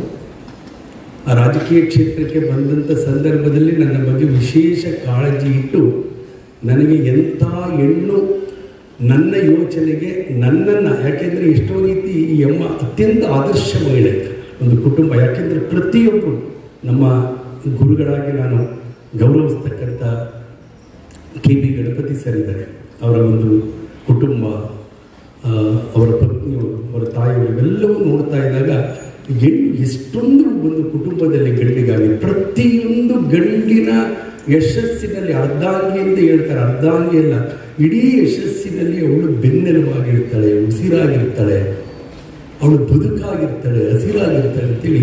ಅದೇ ರೀತಿ ಅವತ್ತಿನ ಹರ್ಷಕುಮಾರ ಗೌಡರು MLA ಆಗಬೇಕಾದ್ರೆ ಇವರು ಎಷ್ಟು ತ್ಯಾಗ ಮಾಡಿದ್ರು ಅಂದರೆ ಅದು ನನಗೆ ಗೊತ್ತು. ನಾನು ಯಾವಾಗಲೂ ಹೇಳಬೇಕು, ನಿಮ್ಮಂಥ ಒಂದು ಆದರ್ಶ ಮಹಿಳೆ ನನಗೆ ಒಂದು ಪತ್ನಿಯಾಗಿ ಬರ್ಬೋದಾದರೆ ಯೋಚನೆ ಮಾಡ್ತೀನಿ ಅಂತ. ಒಂದು ಅನಿರೀಕ್ಷಿತ ತಿರುವಿನಲ್ಲಿ ಚಾಮರಾಜನಗರದ ಹೋಮಕ್ಕೆ ಇವರ ಕುಟುಂಬದ ಕಾರ್ಯಕ್ಕೆ ಹೋದಾಗ ಆ ಹೆಣ್ಣನ್ನು ನೋಡಿ ಆಯ್ಕೆ ಮಾಡಿ ನನಗೆ ಮದುವೆ ಮಾಡಿಸಿದವರು ಶ್ರೀಮತಿ ಕೋಮಲ ಹರ್ಷಕುಮಾರ. ಆ ದೃಷ್ಟಿಯಿಂದ ಇವತ್ತು ಉಪಸ್ಥಿತರಿದ್ದಾರೆ. ಯಾಕೆ ಮಾತನ್ನ ಹೇಳಿದ್ರೆ ಆ ದೃಷ್ಟಿಯಿಂದ ಇವತ್ತು ಎಲ್ಲರೂ ಒಂದೊಂದು ರೀತಿಯಲ್ಲಿ ನಮ್ಮ ಸಂಗೀತ ಕಟ್ಟಿಯವರಾಗ್ಬೋದು, ಗುರುರಾಜ್ ಕರ್ಜಗಿಯವರಾಗ್ಬೋದು, ಈ ರೀತಿ ಅನೇಕರು ಇಂಥ ಒಂದು ಸಂದರ್ಭಕ್ಕೆ ಅರ್ಥಪೂರ್ಣವಾಗಿ ಸೇರ್ತಾರೆ ಅನ್ನೋ ಕಾರಣಕ್ಕೆ ಇವತ್ತು ಈ ಕಾರ್ಯಕ್ರಮವನ್ನು ಆಯೋಜಿಸಿದೆ.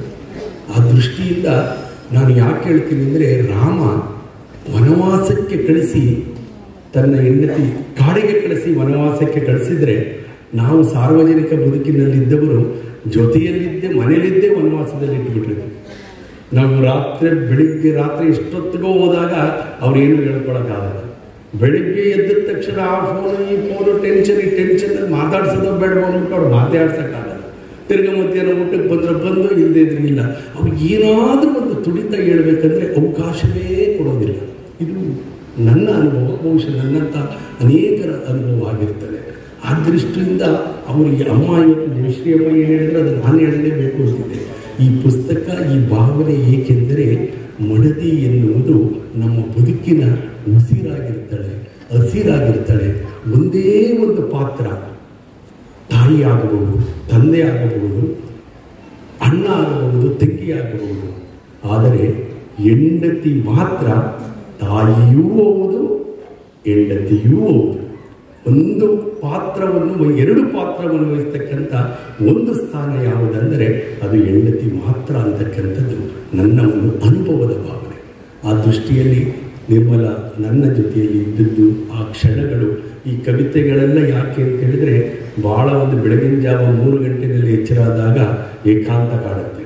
ಆ ಏಕಾಂತದ ನೋವನ್ನು ನಾನು ಕಳೀಲಿಕ್ಕೆ ಈ ಕವಿತೆ ಬರಲಿಕ್ಕೆ ನಾನು ಆ ಸಮಯವನ್ನು ವಿನಿಯೋಗ ಮಾಡಿ ಒಂದಷ್ಟು ಮಾನಸಿಕ ಸಮಾಧಾನವನ್ನು ತೆಗೆದುಕೊಡ್ತೀನಿ. ಅದನ್ನು ನಾನು ವಾಟ್ಸಾಪಲ್ಲೂ ಸ್ಟೇಟಸಲ್ಲೂ ಹಾಕಿದಾಗ ಭಾಳ ಜನ ಇದನ್ನು ಒಂದು ಪುಸ್ತಿಕೆಯ ರೂಪದಲ್ಲಿ ಬರಲಿ ಅಂತ ತುಂಬ ಸ್ನೇಹಿತರು ಹೇಳಿದರು. ಅವರೆಲ್ಲರ ಒಂದು ಸಹಕಾರದಿಂದ ಇವತ್ತು ಪುಸ್ತಿಕೆ ರೂಪದಲ್ಲಿ ಬಂದಿದೆ. ಹೇಳಲಿಕ್ಕೆ ತುಂಬ ವಿಚಾರಗಳಿದೆ. ಅದನ್ನು ನಾನು ಇವತ್ತು ಹೇಳಲಿಕ್ಕೆ ಸಮಯ, ಮಾನಸಿಕ ಒತ್ತಡ, ಒಂದು ರೀತಿ ಭಾವುಕತೆ ನನ್ನನ್ನು ಕಟ್ಟಿಡ್ತಾ ಇದೆ. ಆ ದೃಷ್ಟಿಯಿಂದ ಇವತ್ತು ನಿರ್ಮಲ ಯಾಕೆ ಅಂತ ಹೇಳಿದರೆ, ಅವತ್ತು ಕೋವಿಡ್ ಸಮಯ ಪೀಕ್ ಟೈಮಲ್ಲಿತ್ತು. ಡಾಕ್ಟರ್ ಲಕ್ಷ್ಮೀನಾರಾಯಣರವರು ಅವ್ರಿಗೆ ಅತ್ಯಂತ ವೆಂಕಟರಾಮಜಿ ಅವರು ಭಾಳ ಹಿರಿಯ ಜೀವಗಳು ಕಂಡ್ರೆ, KB ಗಣಪತಿ ಅವ್ರ ದಂಪತಿಯರು ಕಂಡ್ರೆ ಸ್ವತಃ ತಂದೆ ತಾಯಿ ಅಂತಿದ್ರು. ಅಮ್ಮವ್ರು ಕಂಡ್ರೆ doctor DR. Patil, HK Patil ಕುಟುಂಬ, ಇವ್ರನ್ನೆಲ್ಲ ಕಂಡಾಗ ಎಷ್ಟು ಪಾಟೀಲ್ ಕುಟುಂಬನವರು ನಾಡೋಜಾವ 10 ವರ್ಷಗಳ ಕಾಲ ಸತತವಾಗಿ ನಮ್ಮ ಮನೆಯ ಕಾಯಂ ಅತಿಥಿಯಾಗಿದ್ರು. ಯಾಕೆ ಅಂದರೆ ನನ್ನ ಮಗಳು ನಿರ್ಮಲ ಇದ್ದಾಳೆ ಅಂತ ಅವರು ಯಾವಾಗ ಯಾವುದೇ ಕಾರ್ಯಕ್ರಮಕ್ಕೆ ಬಂದರೂ ರೈಲ್ವೆ ಸ್ಟೇಷನಿಂದ ಬಂದು ನಮ್ಮ ಮನೆಯಲ್ಲಿ ಇದು ಬಿಡ್ತಿದ್ರು. ಎಲ್ಲ ರೆಡಿಯಾಗಿ ಕಾರ್ಯಕ್ರಮಕ್ಕೆ ಹೋಗಿ ಮತ್ತೆ ರಾತ್ರಿ ಮನೆಗೆ ಬಂದು ರೈಲ್ವೆ ಸ್ಟೇಷನ್ ಹೋಗಬೇಕಾದ್ರೆ ಅವರು ಆತಿಥ್ಯ ಸ್ವೀಕರಿಸಿ ಹೋಗ್ತಾ ಇದ್ದಂಥ ಇಂಥ ಒಂದು ತುಂಬ ಜನರ ಜೊತೆ ಅವಳ ಒಡನಾಟ, ಒಂದು ಸಂಬಂಧ, ತುಂಬ ಒಂದು ಹೆಣ್ಣಾಗಿ ಯಾವ ರೀತಿ ಇರಬೇಕು ಅಂದರೆ, ಇಡೀ ಜೀವನದಲ್ಲಿ ಯಾಕೆ ಭೂಮಿ ಪತ್ರ ಕೊಟ್ಟೆ ಅಂದರೆ, ಪ್ರತಿ ಹಂತದಲ್ಲಿ ಅವಳು ಸೀತೆಯ ರೀತಿಯಲ್ಲೇ ಬದುಕಿದವಳು.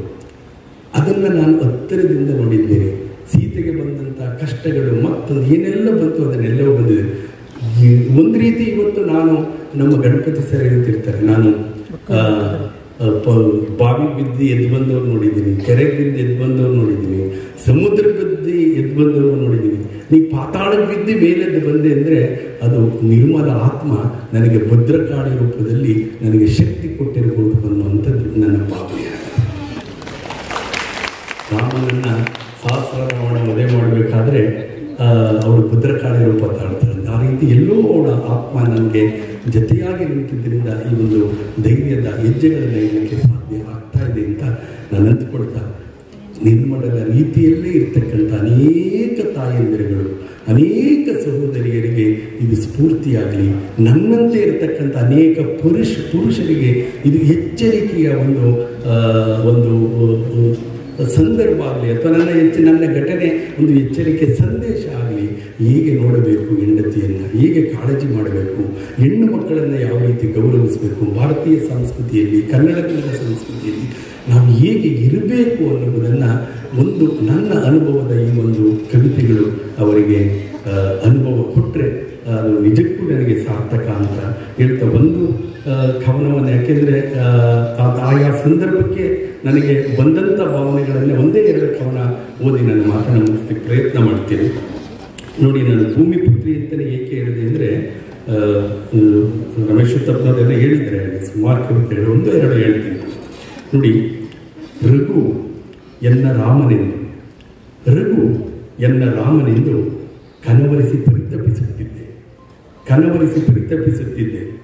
ಲಘುವಲ್ಲ ನನ್ನ ರಘು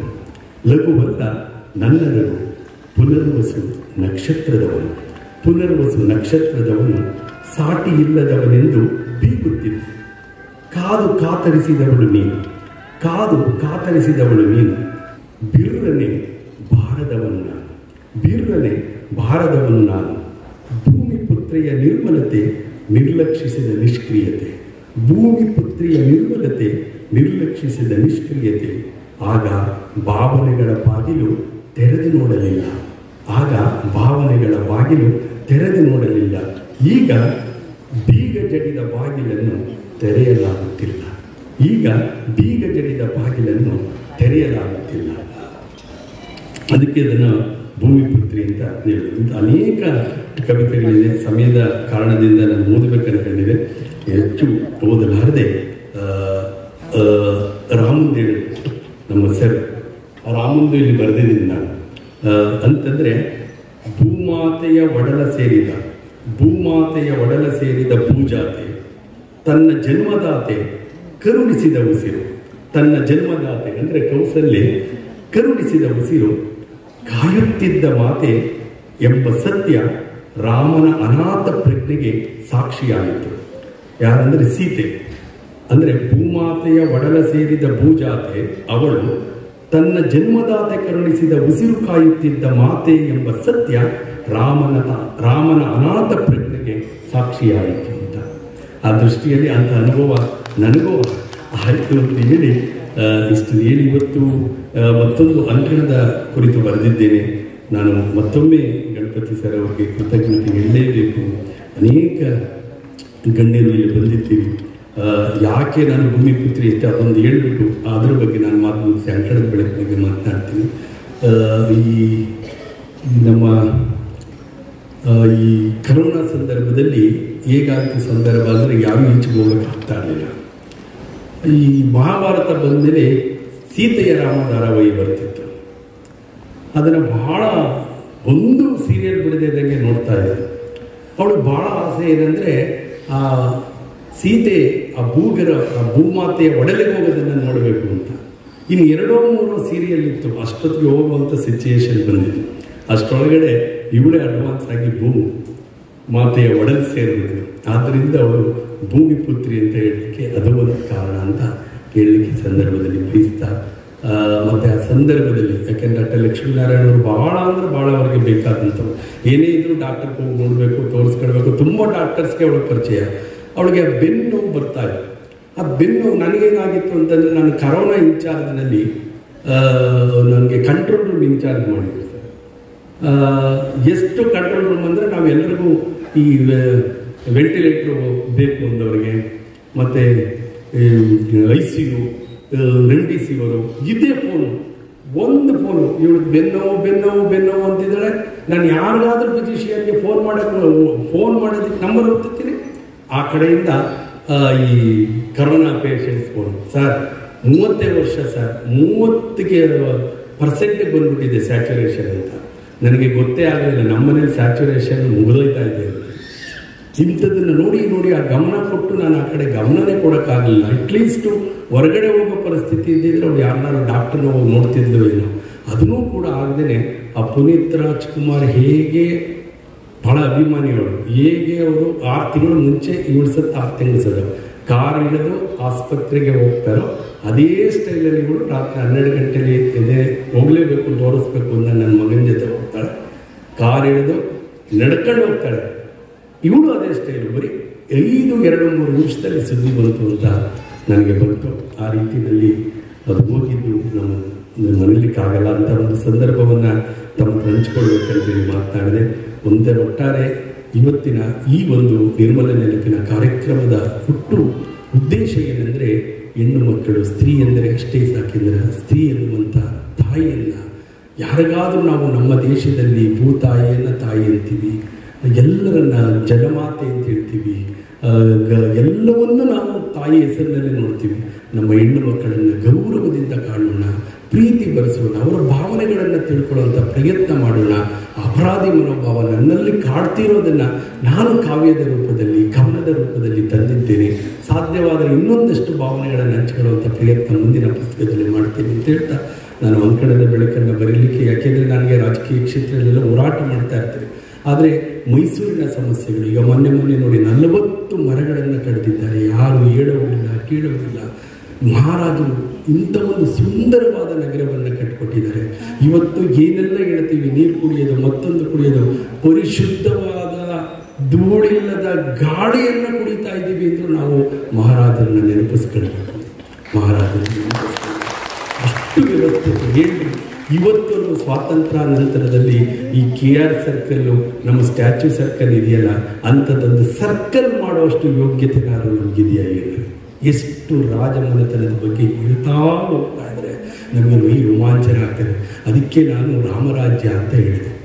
ನನ್ನ ಪ್ರಕಾರ ಮೈಸೂರು ಎಷ್ಟು ಈ ರಾಜಕಾರಣ ಅಂತ ಹೇಳಿದ್ರೆ ನಾವು ಟೆಕ್ಸ್ಟ್ ಬುಕ್ಕಲ್ಲಿ ಓದೋಕ್ಕೆ ಆಗೋದಿಲ್ಲ.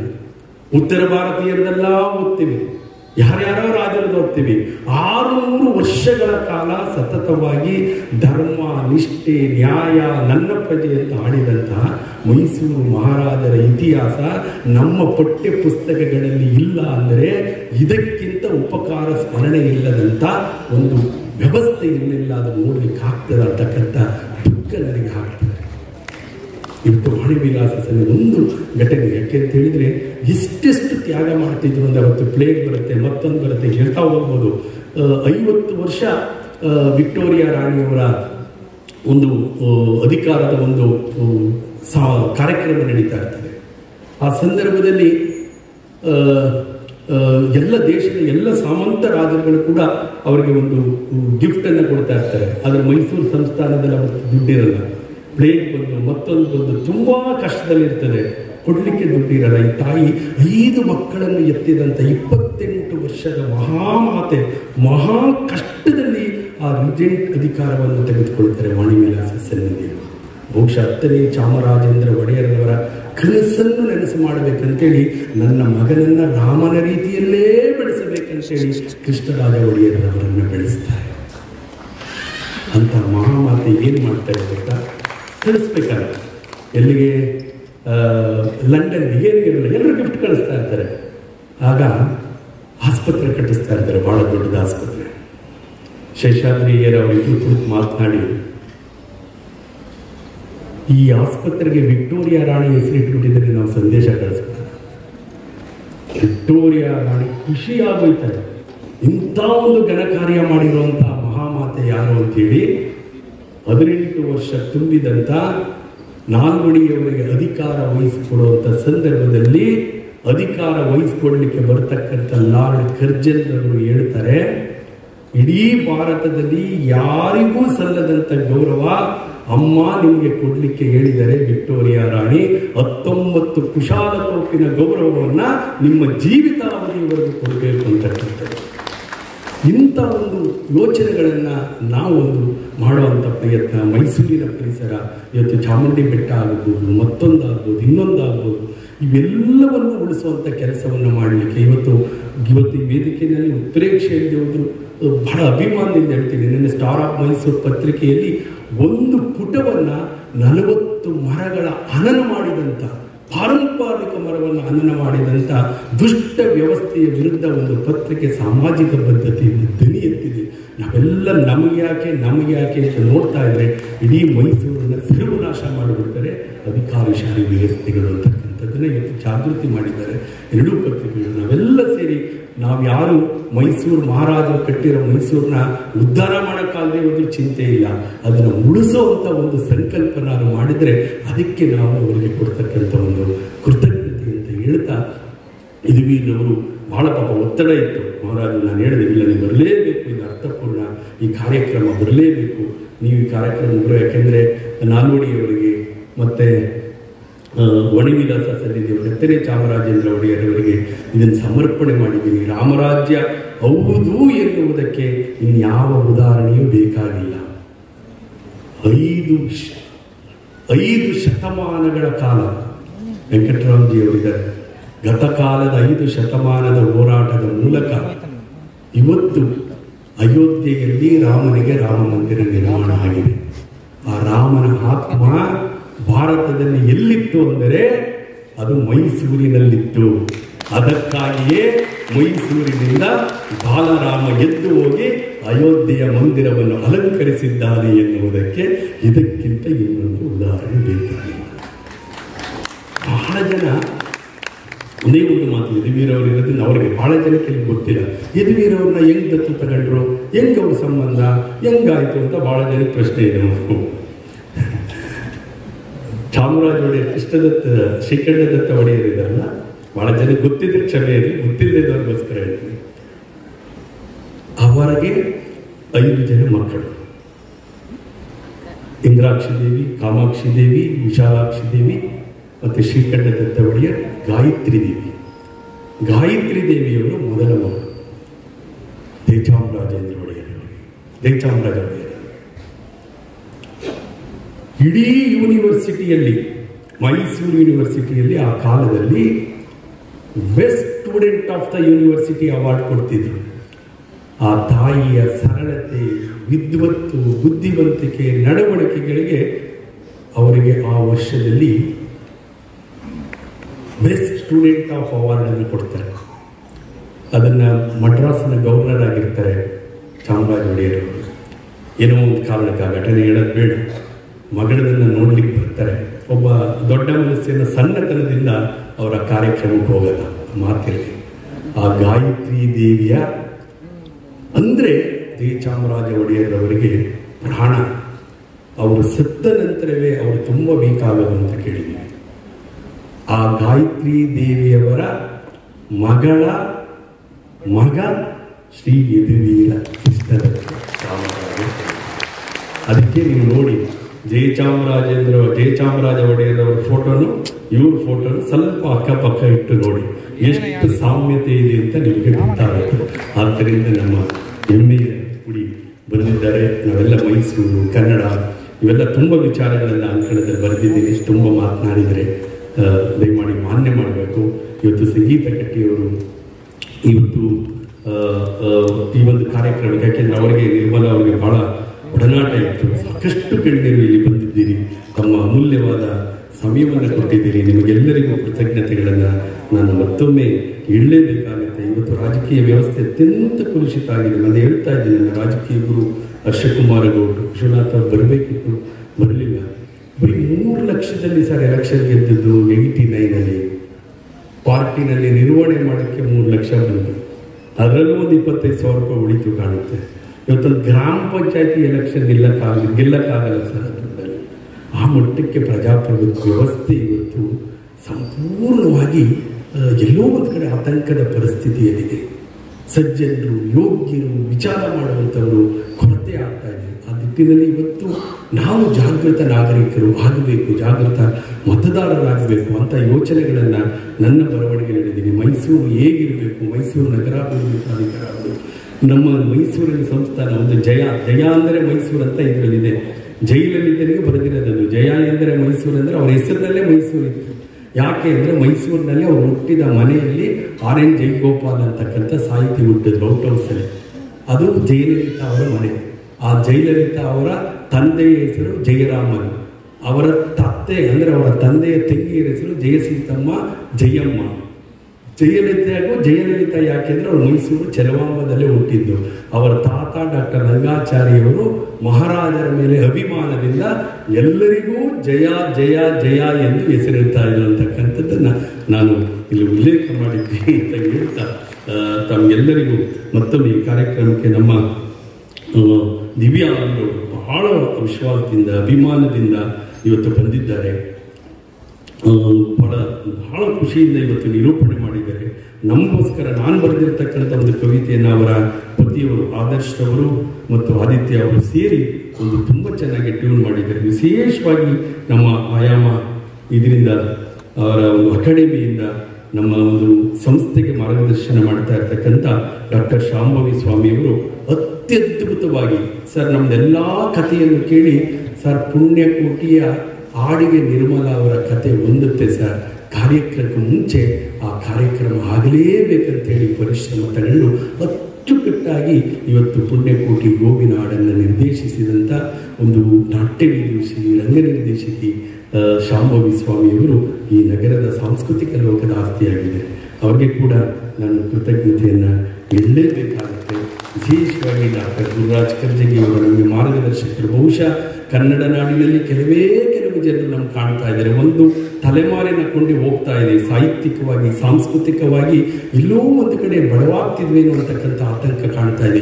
ಇವತ್ತಿಗೂ 5 ದಶಕಗಳ ಒಂದು ಕೊಂಡಿಯಾಗಿ ಸಾಂಸ್ಕೃತಿಕವಾಗಿ ಶೈಕ್ಷಣಿಕವಾಗಿ ನಾನು ಯಾಕೆ ಶಿಕ್ಷಣದ ವ್ಯವಸ್ಥೆಯಲ್ಲಿದ್ದೀನಿ ಅಂತ ಹೇಳಿದ್ರೆ ಮೊನ್ನೆ ಜಪಾನ್ಗೆ ಹೋಗಿ ಬರ್ತೀನಿ. ಜಪಾನಿನ ಪ್ರತಿಯೊಬ್ಬ ಪ್ರಜೆ ಸಾಯಬೇಕಾದ್ರೆ ನೆಮ್ಮದಿಯಿಂದ ಸಾಯ್ತಾನೆ. ಯಾಕೆ ಅಂತ ಹೇಳಿದ್ರೆ ಅವನು ಇಡೀ ಜೀವನ ನಾನು ಅಂತ ಮಾಡಿರಲ್ಲ, ನನ್ನ ದೇಶ ಅಂತ ಮಾಡಿರ್ತಾರೆ. ಜಪಾನ್ ದೇಶಕ್ಕೆ ಬರುವಷ್ಟು ಕಷ್ಟಗಳು, ಭೂಕಂಪದ ಕಷ್ಟಗಳು, ಪ್ರಾಕೃತಿಕ ಹೊಡೆತಗಳು ಯಾವ ದೇಶಕ್ಕೂ ಬರಲ್ಲ.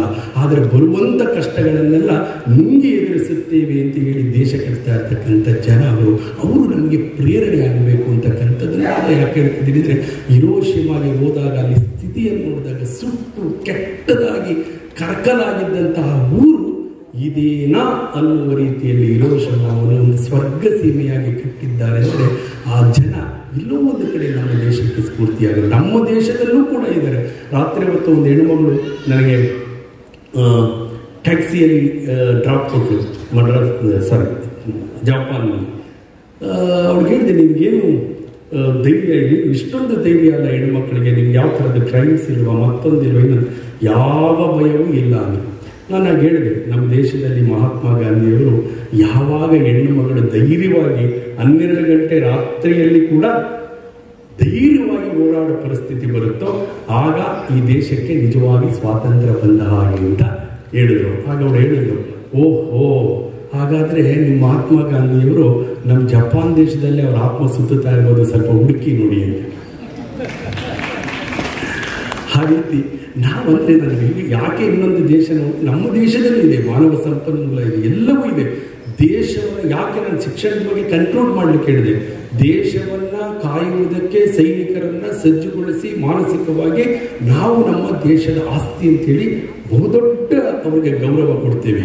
ಅದಕ್ಕಿಂತಲೂ ಇವತ್ತು ನಾವು ಮಾಡಬೇಕಾಗಿರೋ ಕೆಲಸ ನಮ್ಮ ಪ್ರಾಥಮಿಕ ದೋಷಗಳ, ಶಿಕ್ಷಣದ ದೋಷಗಳನ್ನು ಕಿತ್ತು ಹಾಕಿ ಭವಿಷ್ಯದ ಸತ್ಪ್ರಜೆಗಳನ್ನು ಜಪಾನ್ ಮಾದರಿಯಲ್ಲಿ ನನ್ನದು ನಾನು ಸಂಬಳಕ್ಕಾಗಿ ಅಲ್ಲ, ನನ್ನ ದೇಶಕ್ಕಾಗಿ, ನನ್ನ ಒಂದು ಉದ್ದೇಶಕ್ಕಾಗಿ ಎನ್ನುವಂಥ ಒಂದು ದೃಷ್ಟಿಯಿಂದ ಮಕ್ಕಳನ್ನು ಉತ್ತಮ ನಾಗರಿಕತೆಯ ಪಾಠವನ್ನು ಕಲಿಸುವ ಮೂಲಕ ಅವರನ್ನು ನಾವು ತಯಾರು ಮಾಡಿದರೆ ಮಾತ್ರ ಅದು ಸೈನ್ಯಕ್ಕೆ ಏನು ಸೈನಿಕರು ದೇಶವನ್ನು ಕಾಯ್ತಾ ಇದ್ದಾರೋ ಅಷ್ಟೇ ಪುಣ್ಯದ ಕೆಲಸ ಮಾಡುವಂಥ ಅವಕಾಶ ಇರ್ತಕ್ಕಂಥದ್ದು ಪ್ರಾಥಮಿಕ ಶಿಕ್ಷಣದಲ್ಲಿ ಇರ್ತಕ್ಕಂಥದ್ದು ನನ್ನ ನಂಬಿಕೆ.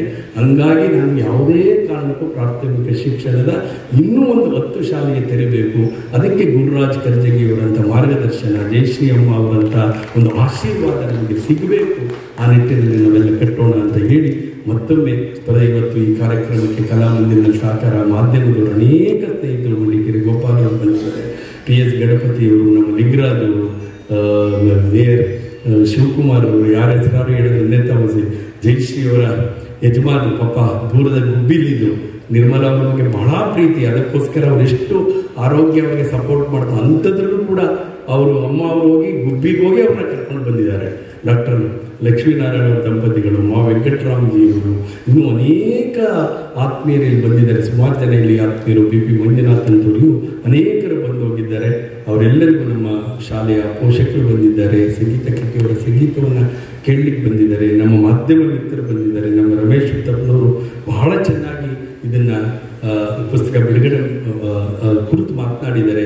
ಮತ್ತೆ ಈ ಕೃತಿಗೆ ಮುನ್ನುಡಿಯನ್ನು ಬರೆದುಕೊಟ್ಟಂಥ ಶ್ರೀ ಪ್ರಸನ್ನ ಕುಮಾರ್ ಅವರು, ಟಿ. ರಾಜೀವ್ ಅವರು, ವಿಶೇಷವಾಗಿ ಕಪಿಲಾ ಶ್ರೀಧರ್ ಅಂತಕ್ಕಂಥ ಒಬ್ಬ ಉತ್ತಮ ಬರಹಗಾರ್ತಿ, ಭೂವಿಜ್ಞಾನಿ, ಬಹಳ ಚೆನ್ನಾಗಿ ಅವರು ಮುನ್ನುಡಿಯನ್ನು ಬರ್ಕೊಟ್ಟಿದ್ದಾರೆ. ಅವರು ಬರಬೇಕಾಗಿತ್ತು, ಬಂದಿಲ್ಲ. ಅವರೆಲ್ಲರಿಗೂ ಹೇಳ್ತಾರೆ ನಮ್ಮ ಶಾಲೆಯ ಪ್ರಾಂಶುಪಾಲರು ಎಲ್ಲರಿಗೂ ಮತ್ತೊಮ್ಮೆ ಪ್ರತ್ಯಕ್ಷವಾಗಿ ಪರೋಕ್ಷವಾಗಿ ನನಗೆ ಎಲ್ಲ ರೀತಿಯ ಸಹಕಾರ ನೆರವನ್ನು ನೀಡ್ತಾ ಇರ್ತಕ್ಕಂಥ ಯಾರ್ದಾದ್ರೂ ಹೆಸರನ್ನು ಬಿಟ್ಟಿದ್ರೆ ಅನ್ಯತಾ ಭಾವಿಸ್ಬೇಡಿ. ಎಲ್ಲರೂ ಇವತ್ತು ಒಂದು ಕುಟುಂಬದ ಕಾರ್ಯಕ್ರಮದ ರೀತಿಯಲ್ಲಿ ಬಂದಿರಿ. ಇದು ಯಾವುದೋ ಒಂದು ಸಂಘ ಸಂಸ್ಥೆ ಅನ್ನೋದಕ್ಕಿಂತ ನಿರ್ಮಲ ನೆನಪು ಅನ್ನುವುದು ಒಂದು ಕುಟುಂಬದ ಕಾರ್ಯಕ್ರಮ ಅನ್ನುವ ರೀತಿಯಲ್ಲಿ ನಮ್ಮ ಕುಟುಂಬದ ಸದಸ್ಯರಾಗಿ ನೀವು ಇಲ್ಲಿ ಬಂದದ್ದು ನನಗೆ ಅತ್ಯಂತ ಸಾರ್ಥಕ ಭಾವ ಬಂದಿದೆ. ಈ ಎರಡೂ ಪುಸ್ತಕಗಳನ್ನು ಅರ್ಥಪೂರ್ಣವಾದ ಅತಿಥಿಗಳು ಬಂದು ಇದನ್ನು ಅರ್ಥಪೂರ್ಣಗೊಳಿಸಿಕೊಟ್ಟಿದ್ದಾರೆ.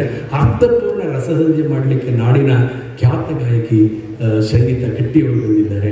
ಎಲ್ಲರಿಗೂ ಮತ್ತೊಂದು ಕೃತಜ್ಞತೆಯನ್ನು ಸಲ್ಲಿಸಿ ನಾನು ಹೆಚ್ಚು ಮಾತನಾಡಿದ ಮಾನ್ಯ ನಮಸ್ಕಾರ.